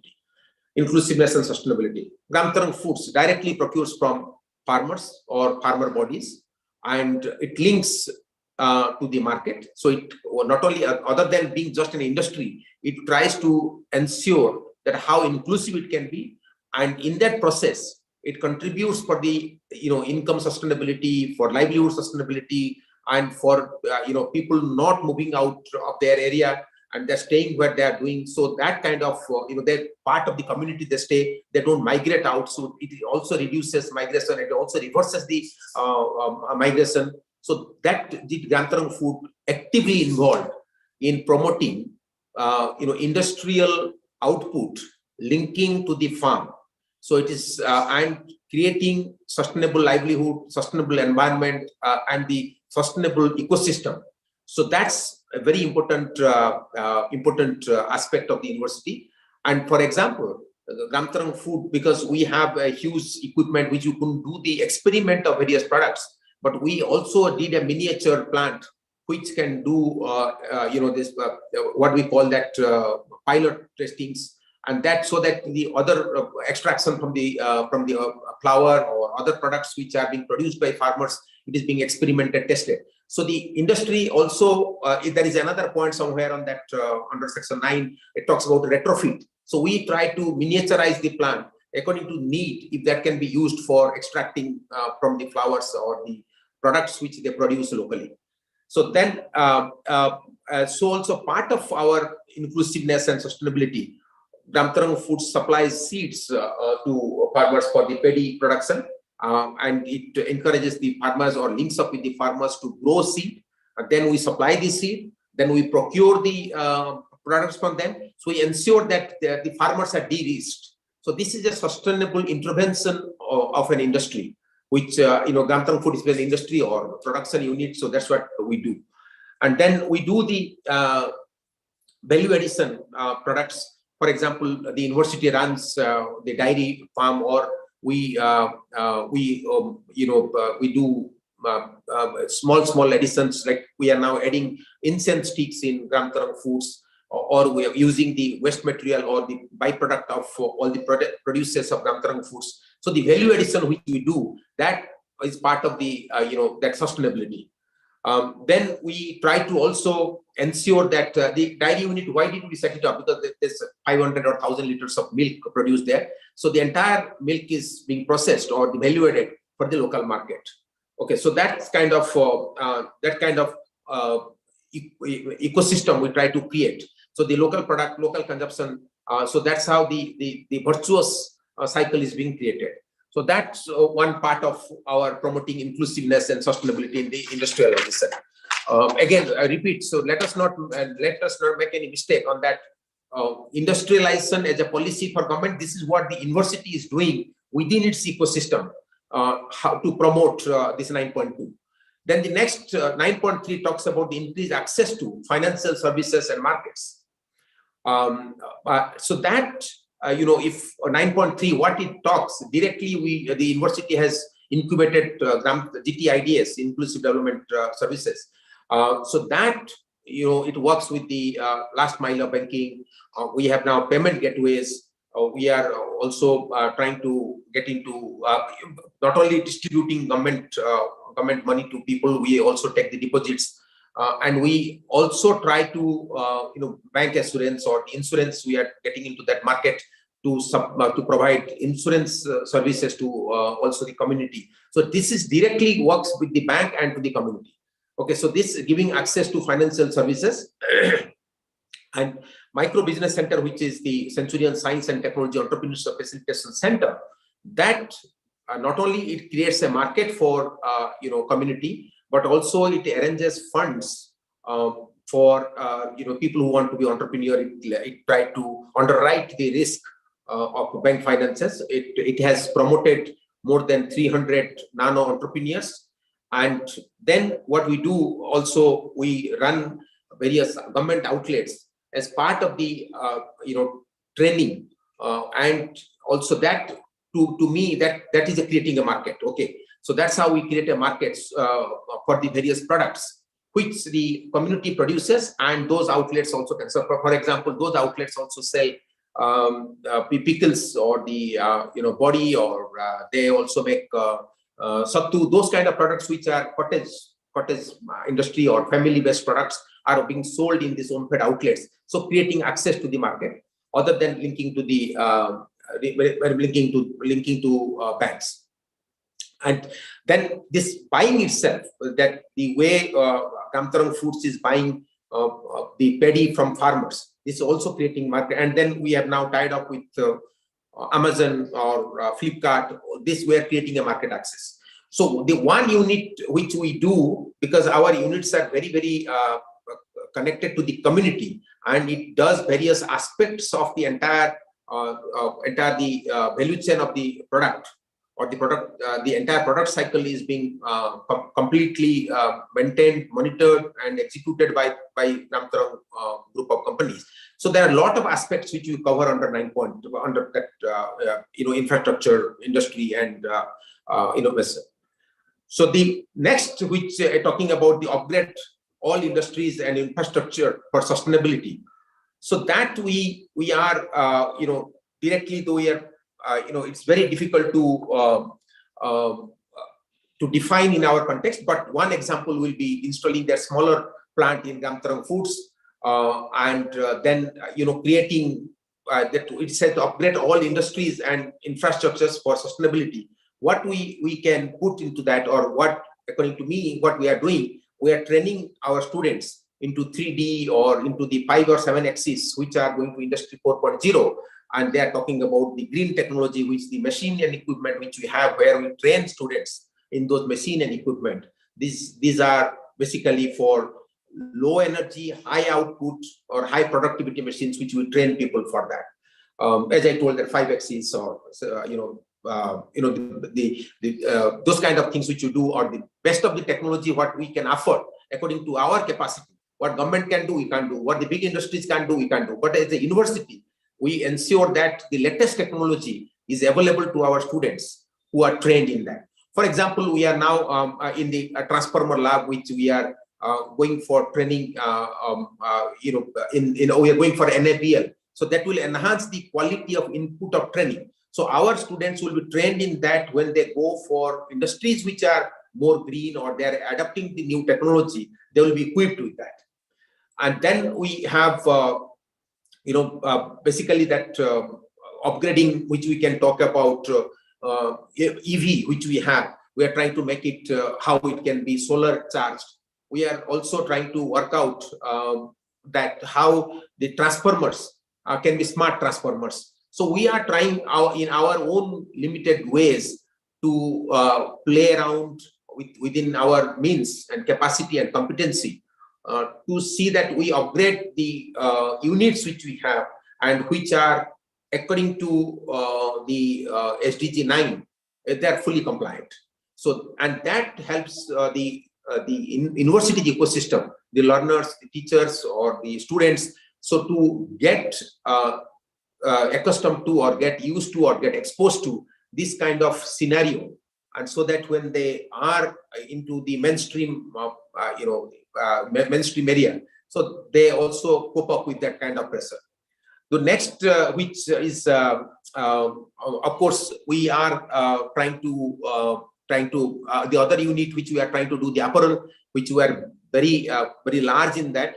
So we are upgrading that to meet or to produce new products which are coming, suppose bamboo-based products which are coming to the market, or hemp-based product which are coming to the for the medical textile which is coming. So we are equipping ourselves to produce those kind of products. So we are upgrading our own unit to be sustainable and to survive in that. And this is also one part of the innovation, which is that we are finding these are marginal or frugal innovations which we are doing, try to find a way within, because why this innovation is coming, because we are resource constraints. So within our own means and resources, we are trying to be ahead of the game. So that becomes part of the the ecosystem of SDG. So the next is that enhance research and upgrade industrial technologies, which I will try to not to talk about various we don't have much, but still there are some points which you can talk, like we just told that one is research how to upgrade both the making smart transformers, which we are trying to do with University of Western Sydney, which has taken a back seat. And then we are also working now how to bring in 3D technology into the manufacturing, in manufacturing whatever we are doing. Okay, and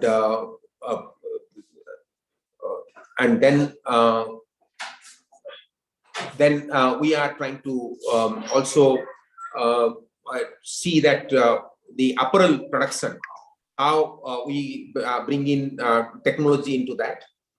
The other one, which is the best example which we have done, trying to develop our own control panel, so which for the EV, which we have succeeded to some extent. So these are the research areas. I'm not able to capture more, or my thought process is not getting into what other areas we are doing, but somebody else can add to that. So these are the other thing which we are trying to do also, that technology we are using to for our students, like 3D technology for learning. So that's what we are trying to do. But especially on that two areas which we are working, and that's what we are enhancing research and upgrading our own technology, is that for transformer and EV. So that's two things we are trying to do. EV on two counts: one, that control panel which we are trying to do; second, which we are trying to see that even solar can be used for that. Okay. Then the next point comes the 9.A, facilitating sustainable infrastructure development for developing countries. I have not I could not relate to this when I read the SDG guideline to anything other than ourselves trying to being that sustainable in both in infrastructure, though it talks about the facilitating sustainable and resilient infrastructure development in developing countries through enhanced financial, technological, all sorts of support which I am talking about, which I will not get into the details of that. But here we are trying to be ahead in our own infrastructure, in our own delivery, in upgrading ourselves, evolving ourselves, how to reduce the input and try to enhance the output, or use the raw material which are more green, or every waste which we try to generate, we try to reuse it, whether it is converting the food waste, or taking the entire water using in the cricket field, or in Parlakamundi we are using for gardening. So we are trying to be as responsible. Our own STP we have developed in-house we have tried to retrofit it or reverse engineer it and try to develop ourselves so that we maintain ourselves. So those are the things which we have done, fits into that kind of sustainable sustainable infrastructure for the so how a country becomes sustainable. It's each individual entity, unit, institute, person, they try to behave also sustainably, or they try to contribute to the ecological sustainability. The next, which is very important point, the support domestic technology development and industrial diversification. Okay, so that we are diversification, we have quite good at it.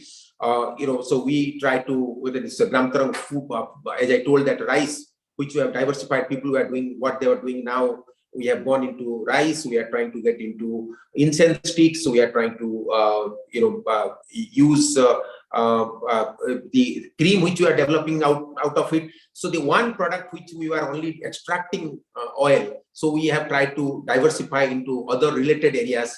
So university is trying to see where they can add value at it, and by again combining to the community and getting the local resources. And those kind of is quite heartening to see that what the university of its of its own tries to do. So it talks about supporting domestic technology development, research, innovation in developing countries, including by ensuring conducive policy environment, inter alia the industrial diversification and value addition to commodities.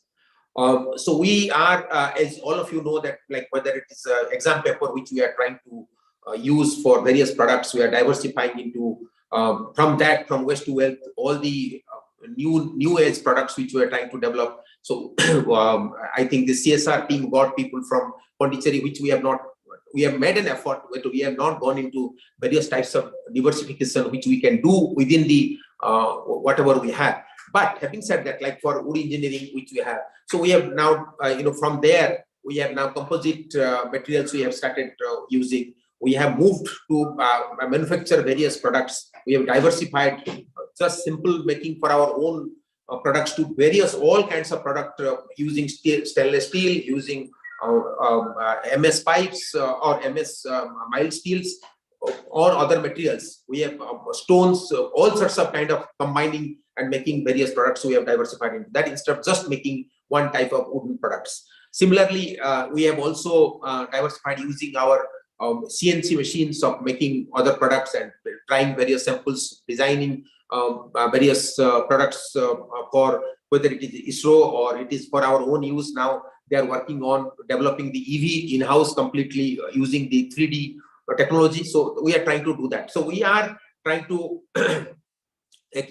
we can call it that contextualizing the need and trying to as in-house as much as in-house we could produce and try to remain unique in one way, and that uniqueness comes with the diversity. So we are trying to add new products, new design, or trying to locate new market for that kind of product. So for example, we have got that 450 orders from TTL. So that's not one product. There is a various parts of the products which TTL has placed order. So we are not just saying that we will do this. So we have diversified. Okay, you don't need this. You need a particular type of vehicle, whether it is a golf cart or it is half of the only chassis development and just for the training purpose.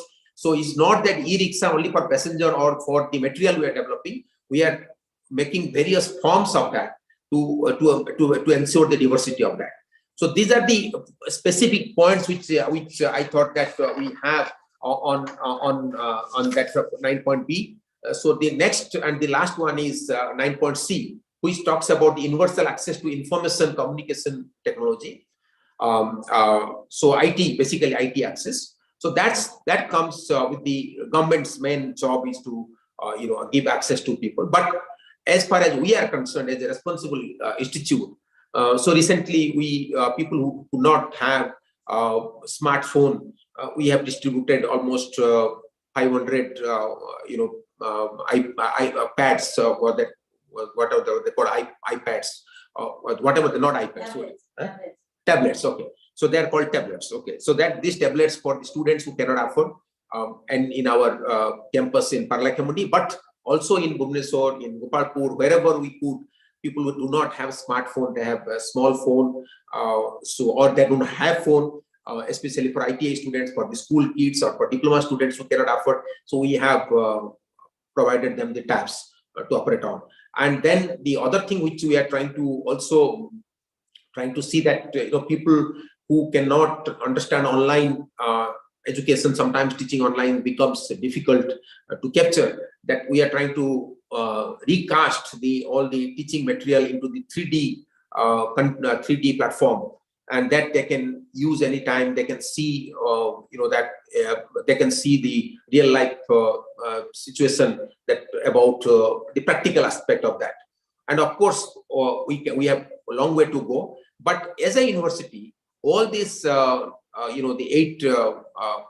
8 sub points of 9, I think we are covering most of them quite diligently, though there are repetitions, but various aspects of each of the parameter. We are, as a university, as an institute, we are quite responsible. We comply with all the aspects of that. So this is what I understand. And if you have any, I don't know what is the process, if there will be any question on this, people who are preparing the document, if they have any question, they can ask me, or otherwise after the my next guest speaks, we will answer that.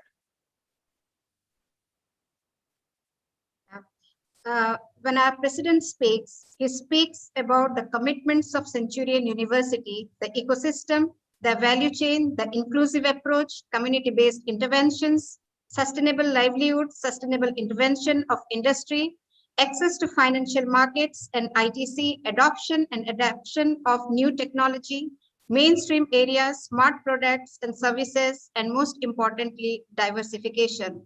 Thank you very much, sir. You have very precisely, clearly, cogently described Centurion University's endeavor to achieve SDGs and its uniqueness in the world. Now, this forum is open for discussion.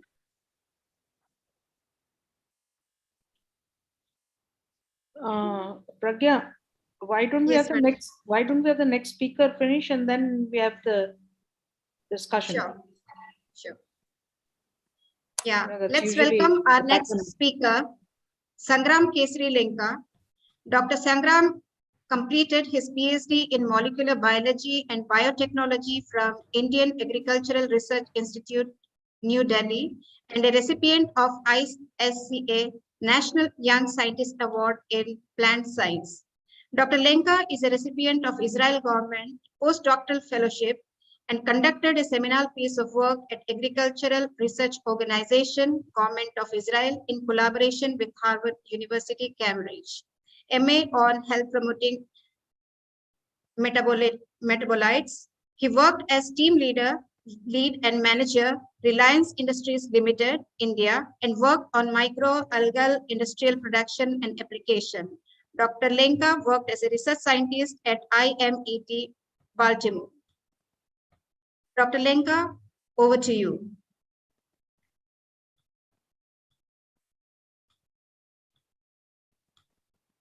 Thank you. Can you hear me? Yes. Yeah, okay. So thank you, ma'am, for your kind introduction. And it was a very eloquent talk by Dr. Misra. And I am really happy to see how Centurion is putting sustainability in its DNA.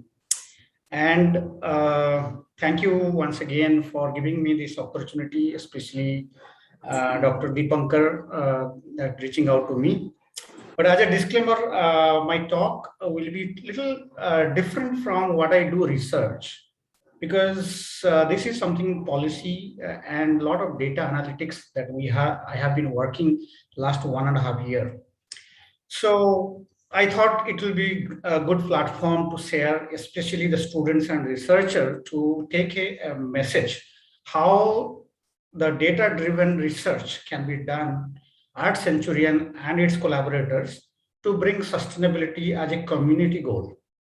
So my talk is titled as the current status and potential of greenhouse gas emission reduction from Indian land use sectors. So when we call land use, it's a diversified areas that comes into picture that we'll be talking here.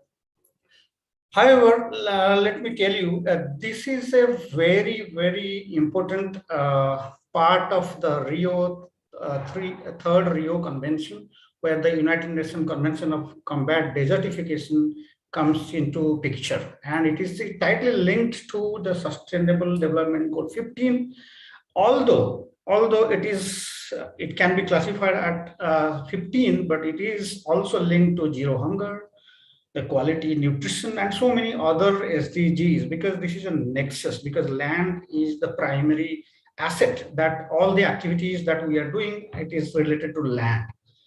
So as you know that India set an ambitious target of 5 million hectares of degraded lands to reclaim it. And so let's see what the data says, whether we can achieve it within time frame. And it's a clear definition by L&D that what we meant by the reclamation. So if we look closely, the data submitted on GHG report to UNFCCC, that a lot of carbon dioxide equivalent has been released mainly from the various sectors like energy, the IPPU, agriculture, which will be my main focus of the talk today, and the waste sector.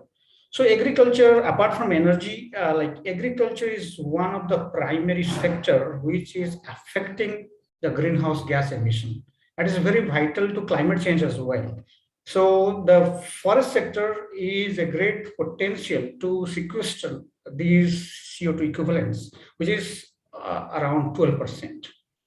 So my talk will be outlining these major thematic areas, like what are those major contributors of GHG, and the status of sequestration, the mitigation status, and a kind of a simulatory aspect of how synthetic fertilizer, which is a major culprit in sustainability, where we can do significant reduction using technology, and the scope of innovations that the researcher can come into picture to play.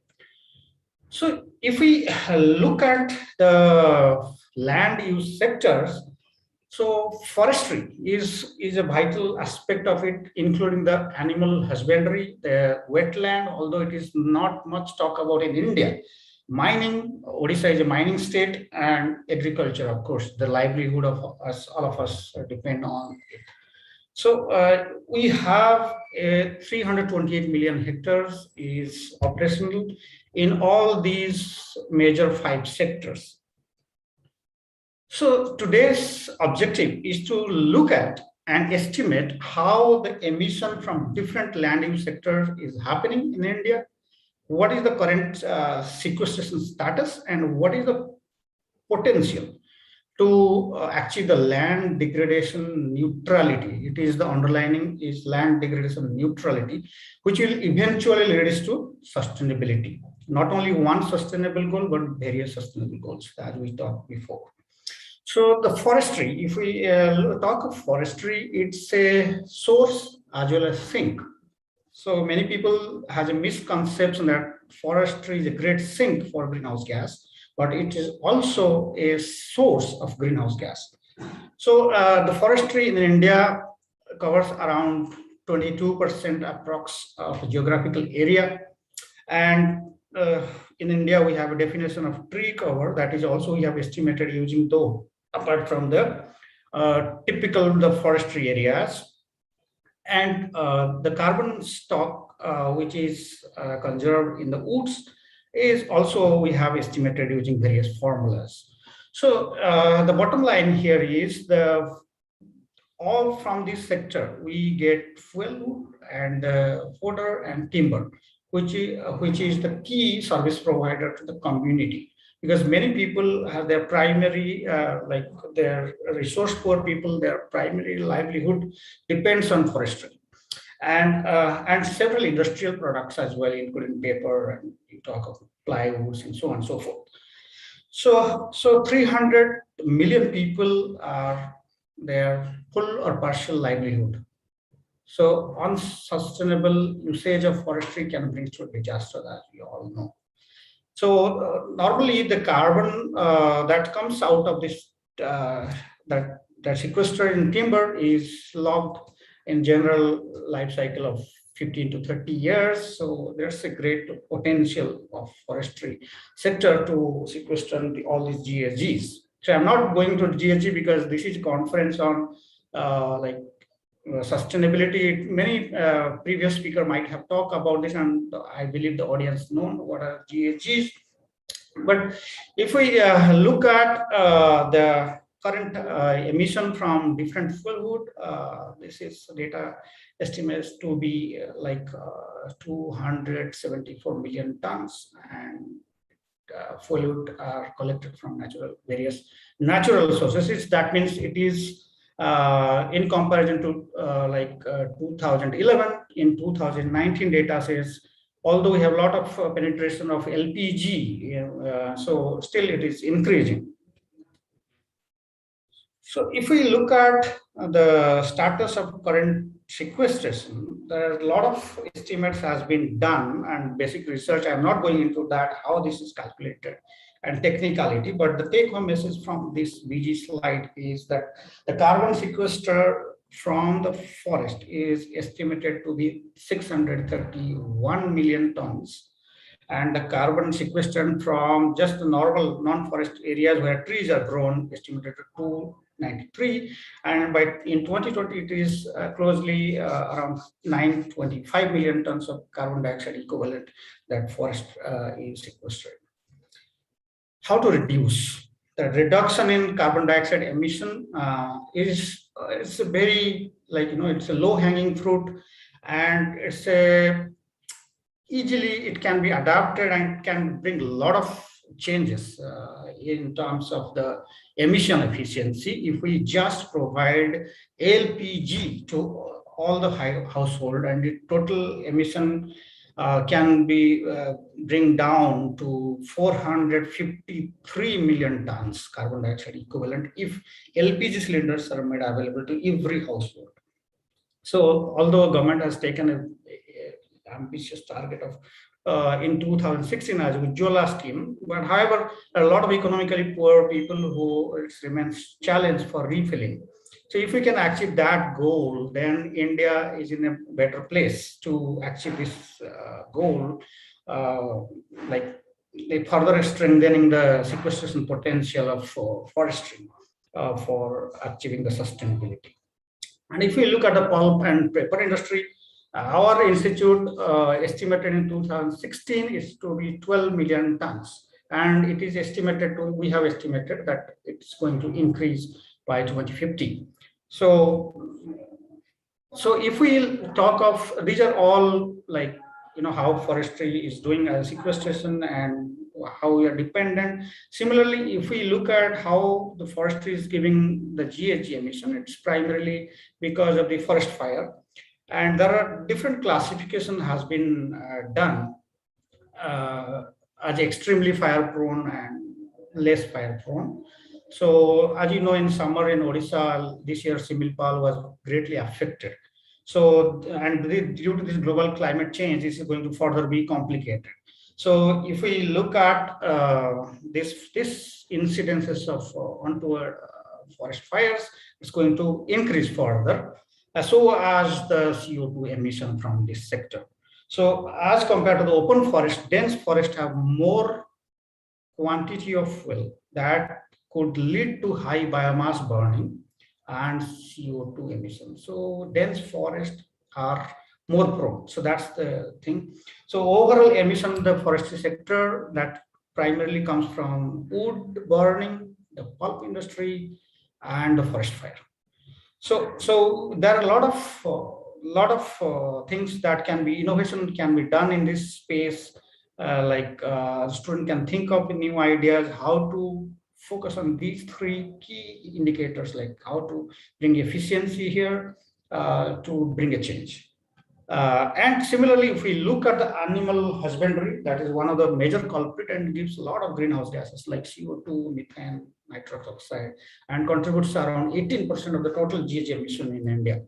So livestock, as you know, it's our livelihood also dependent on it.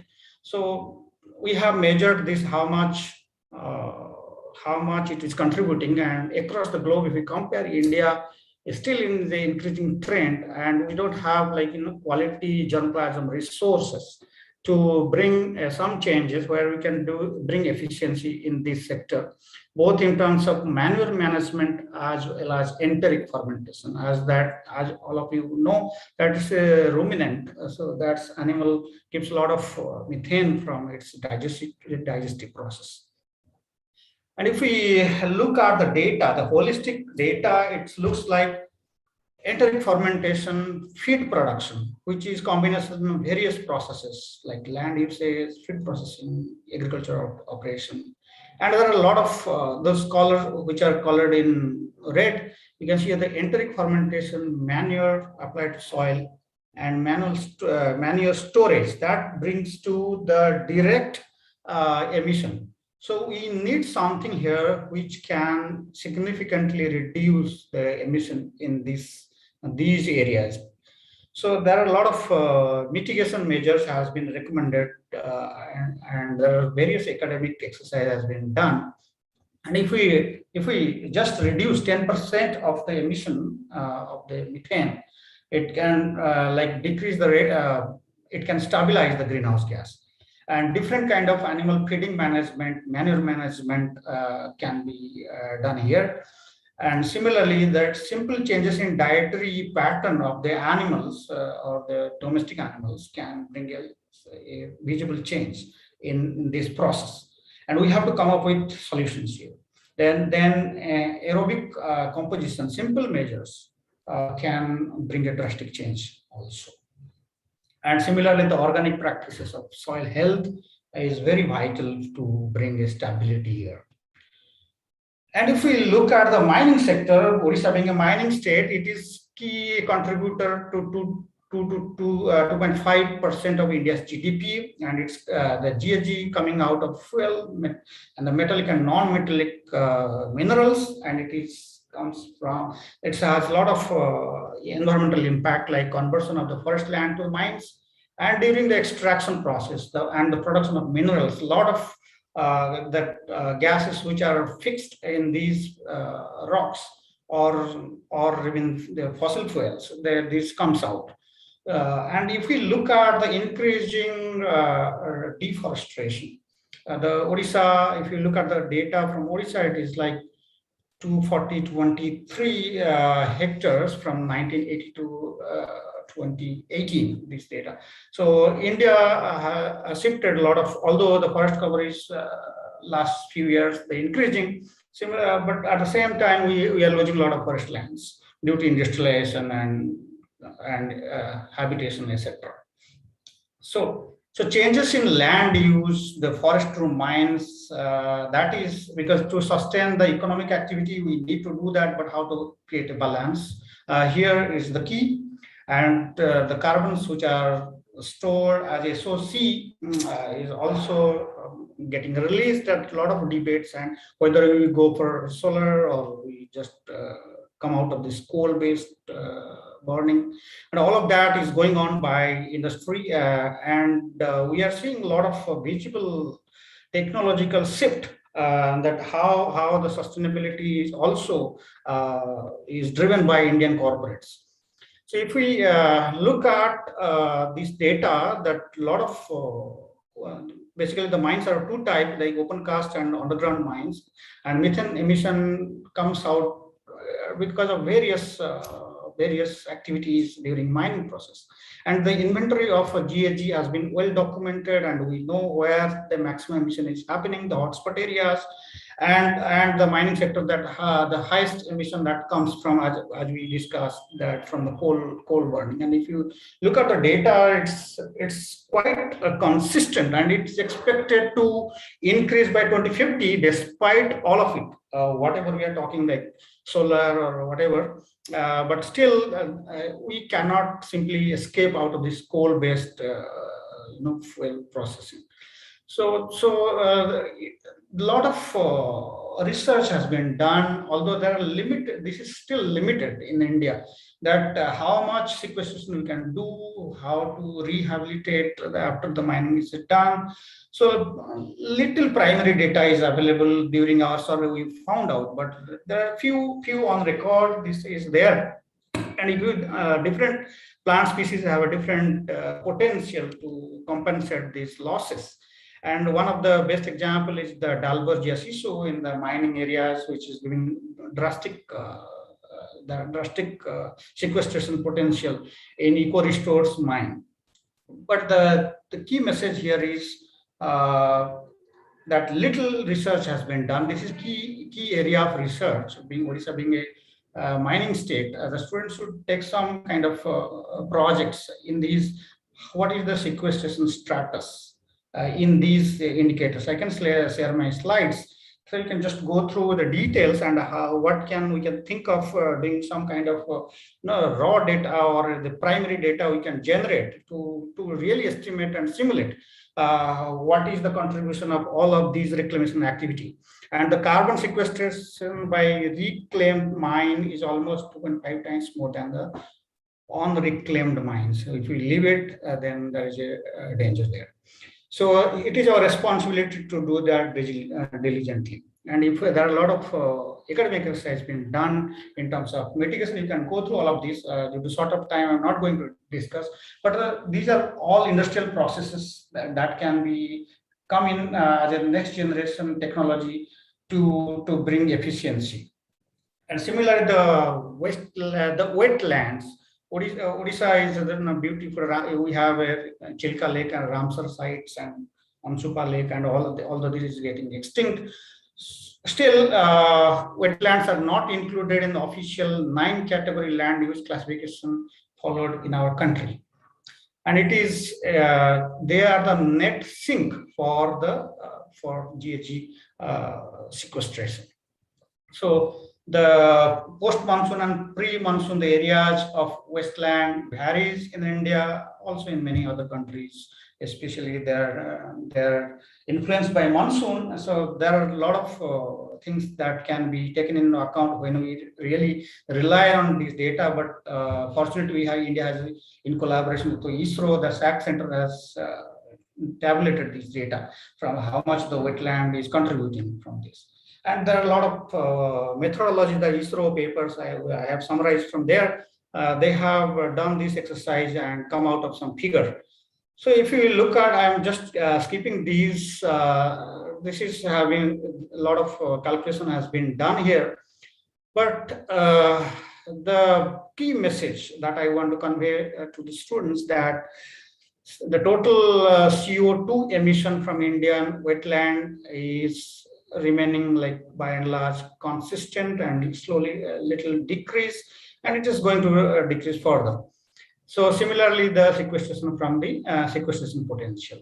And there are a lot of mitigation measures has been done, especially the salt water interface that can reduce the greenhouse gas emission. The wetland have that lower carbon emission rates that restores one, and rehabilitation of water table, that's the key. So these are the 3 mitigating strategies we can think of, and this will work as a miracle to really do compensation that has been that these wetlands are should work as a more efficient sink. And coming to the main theme of this talk, like what is the agriculture emission from India, and I have this exercise is done by me, and I have calculated like many sectors, especially the burning the crop residues, and the crop residue itself, the cultivation of organic soil, the manure management process, rice cultivation, and synthetic fertilizer. So we have used the IPCCAR4 algorithms to calculate to estimate the data. So if we look at the 2005 to 2017 data points, and there are three major sectors we have to focus on to bring really impactful innovations here to reduce the GHG emission. These three are the enteric fermentation, as we already talked about it, how important it is, and the synthetic fertilizers and rice cultivation. Odisha is a major state for rice cultivation, especially the wetland rice. And if we look at the global scenario, India is the second main culprit, I would say, or the contributor to the greenhouse gas from agriculture. And there are three major crops like maize, rice, wheat, and maize. These three, if we focus on sugarcane recently, but it's not much, but majorly these three crops, if you can do something, especially in rice, then things will change. And if we look at the emissions, we have estimated under 2030 to 2050, this is synthetic fertilizer is going to be outlier, although everything else will remain more or less same. But synthetic fertilizer, we need to do something here. And fortunately, rice cultivation will not going to be contributing more for until 2050. Because a lot of agronomic practices that is coming in place by our agriculture scientists. So the emission contribution, if we look at the total percentage wise, and these three sectors are going to stabilize with time. However, we have to somehow manage this, and nano intervention of, you might be knowing the IFCO launched recently the nano ureas, neem coated ureas, although neem coated urea has not much we don't have real data to show that how much it is really contributing, but nano fertilizer definitely is going to play a bigger role to do this job here. Yeah, please. Excuse me. Yeah, could you please wrap up in 2 minutes? 2 minutes, yes, ma'am. And if we look at the comparison of total agriculture, this is going to increase all the sectors we have calculated. And fortunately, here because it is land usage of cultivation, it is not going to change, or it will be stabilizing onwards. From now onwards, it is been stabilized. But there are a lot of mitigation measures has been prescribed by us. The key message here is the improving the climate resilient genotype of rice wheat cropping system. Sorry, pardon me, that's a typo. The crop diversification, one district, one crop, that's a government's ambitious plan. So this is, we have to take it in a letter of spirit, and if we can do that, this is achievable goal. And effective land use management, restoration of eroded lands, improve productivity of transformed or regenerated land, and identifying through satellite or imaging or whatever technological means GHG emission hotspot from agricultural land is the key. And we have done a simulation here, how if we do the business as usual, how it is going to, you can see from these graphs, if we just consider the synthetic fertilizer, and if we go little changes, like just to bring, let's say, let's talk about genetic modification or through breeding, if we can just enhance the nitrogen use efficiency, or even land and irrigation management, it is going to have a visible impact. So with this, coming to the conclusion that there are 5 key areas that is contributing to the GHG. And if we want to achieve our national ambition of doing the drastic reduction, as well as by 2030, if we want to achieve the land degradation neutrality and bring sustainability through innovation and research, and we need to focus on this data-driven decision making. And that is the message from this today's talk. And with this, I thank you and my co-authors, our Director General co-authored this policy document with me, and one of our director from Land Resource Department, and I sincerely acknowledge the reviewers and the funding from Children Investment Fund Foundation for this project, and thank you again for the kind invitation. I'm happy to take some questions if you have. Thank you, Mr. Sangram, for sharing the holistic statistical information, key indicators of innovation, and mitigation strategies for sustainable development. Thank you very much. I thank both the speakers, and the forum is open for discussion.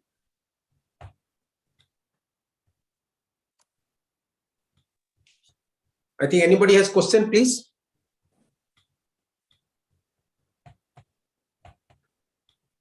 Nobody has any question, so then you close it. See, this the other thing which I think Nitesh, you take a note of it on that 9.C, universal access to information and communication technology. That's going for paperless exam and ensuring I want to ask a question. There are 4 days. Any of the days we can pick it up. Hello, can you hear me? Is anybody asking a question? Otherwise, I would like to ask a question to our president. Yes. Ma'am, sir was adding a point. That's fine. So there are the examination which we have moved to complete online platform. So and then how we have managed that people who in remote areas, how that has been done. So how they appeared, and we created that kind of platform. How we migrated from paperless to CoCube to our own system. So that will be a good example to give. Yes, madam, you are asking me something. I just wanted to ask because this is something. So I was very happy to listen to your presentation, which was very much you contextualized it and you really focused it so well. So what I would like to ask you is that what are the challenges do you think which will come in the future, because we have done so much. Challenges. Yeah, you very. So I'm taking the liberty of saying we. So that's what I'm saying, that what are the challenges and how do you think we can go from strength to strength? I mean, challenges are plenty. Challenges are plenty because to remain sustainable and to also be innovative and to make the infrastructure resilient to the situation which we are in is a heavy cost affair. And we, being a private institute and being located in a remote tribal area, that adds to our problem. First thing, resource constraint. It's not about the monetary resource, even the workmen constraint. And there is the other problem which we will have, that suppose we have constructed, we say that we are now resilient. Okay, this is the best we have taken the advice done. But how do you measure it? That that testing is a major issue for us. So whether it is the wall of the water quality, which we are saying that we are processing the water using Nualgi and trying to reuse it, what we are trying to do, whether that is affecting environment negatively. So those kind of checks and balances we still don't have in place. Okay, so whatever we are doing as you can say that at the bottom of the pyramid. But when we try to go up and try to bring in that quality assurance, so how do you do that? I have no idea about that. So how do you do that? First thing, that you don't have resource, that is the monetary resource. Second thing, you don't have people. Third thing, you don't have equipment. And fourth thing, who are these agencies? If there are suppose partners which you can hire, who can do various things. Suppose we are going for NABL now for the transformer lab. Okay, so that's, we know that we do that. But this checking the water quality, we can send the water to get it tested. But today the water quality may be different because of the rain. But tomorrow the water quality will be different because there is no rain. So how do we bring in that uniformity of the quality? So that does bother me. And the other thing, which like food waste, we are converting to manure. But that manure, we are not testing the calorific content of that manure. We are just using it. So those kind of, then I have to break down every point and can find out challenge. I cannot just, but generic, I'm just generic. I'm telling that whatever we have done. But go to the next level. We need serious input of human resource, capital resource, and also the technology resource. So that constraint will be always there, and there the government role comes in. For example, they have in every district, they have a testing lab, which government should set up. We can use it. Or they can say that the institutions, we will support them, give them 50% grant to set up labs. Or research institutes like RRL or Institute of Physics, I don't know. So, or NISER. So they set up labs where they can assist the institutes to do various testings. Testing is going to be very, very important. So when you are saying that we are making reusable waste to wealth or whatever, that reusing sustainability comes first thing, creating one thing new which will do that and reusing. How much you can reuse that. So the water which we are using, or the soil which we are using, whether we are we are putting more manure than what is required. So those kind of things, the testing should be part of our life, which we don't do. We never do soil testing. But we apply this same fertilizer everywhere. One plot of land may not need that much of fertilizer what we are applying, because this is already fertile. So we don't do that kind of micro testing. This first thing is cost prohibitive. Second thing, the facilities are not there. So as a university, as an institute, I would focus next level, that how do we provide testing to the community and testing to our own ecosystem. Okay. Yeah, this is all, I think, very, very educative. And I hope our students are listening to this. Yeah, because this is so important. I mean, I'm also learning that how this becomes important to sustain what we have created, right? Yeah. So very good. Thank you very much. Yes, Pragya, can we? I hope, just before you go, I know we have got 1 minute. I hope, Nitesh, you have taken all the points which I discussed, because I thought that because you are preparing for the SDG ranking. So that's why I thought that I will divide my talks according to the points, and you have taken note of it. And whatever you cannot get, there is a gap, please get back to me. I will expatiate on that. Okay? Yes, sir. It was a nice delineation, sir. I have noted it down. Yeah, it will help Nitesh in actually building your whatever you're doing for the ranking thing, you see. So yes, sir.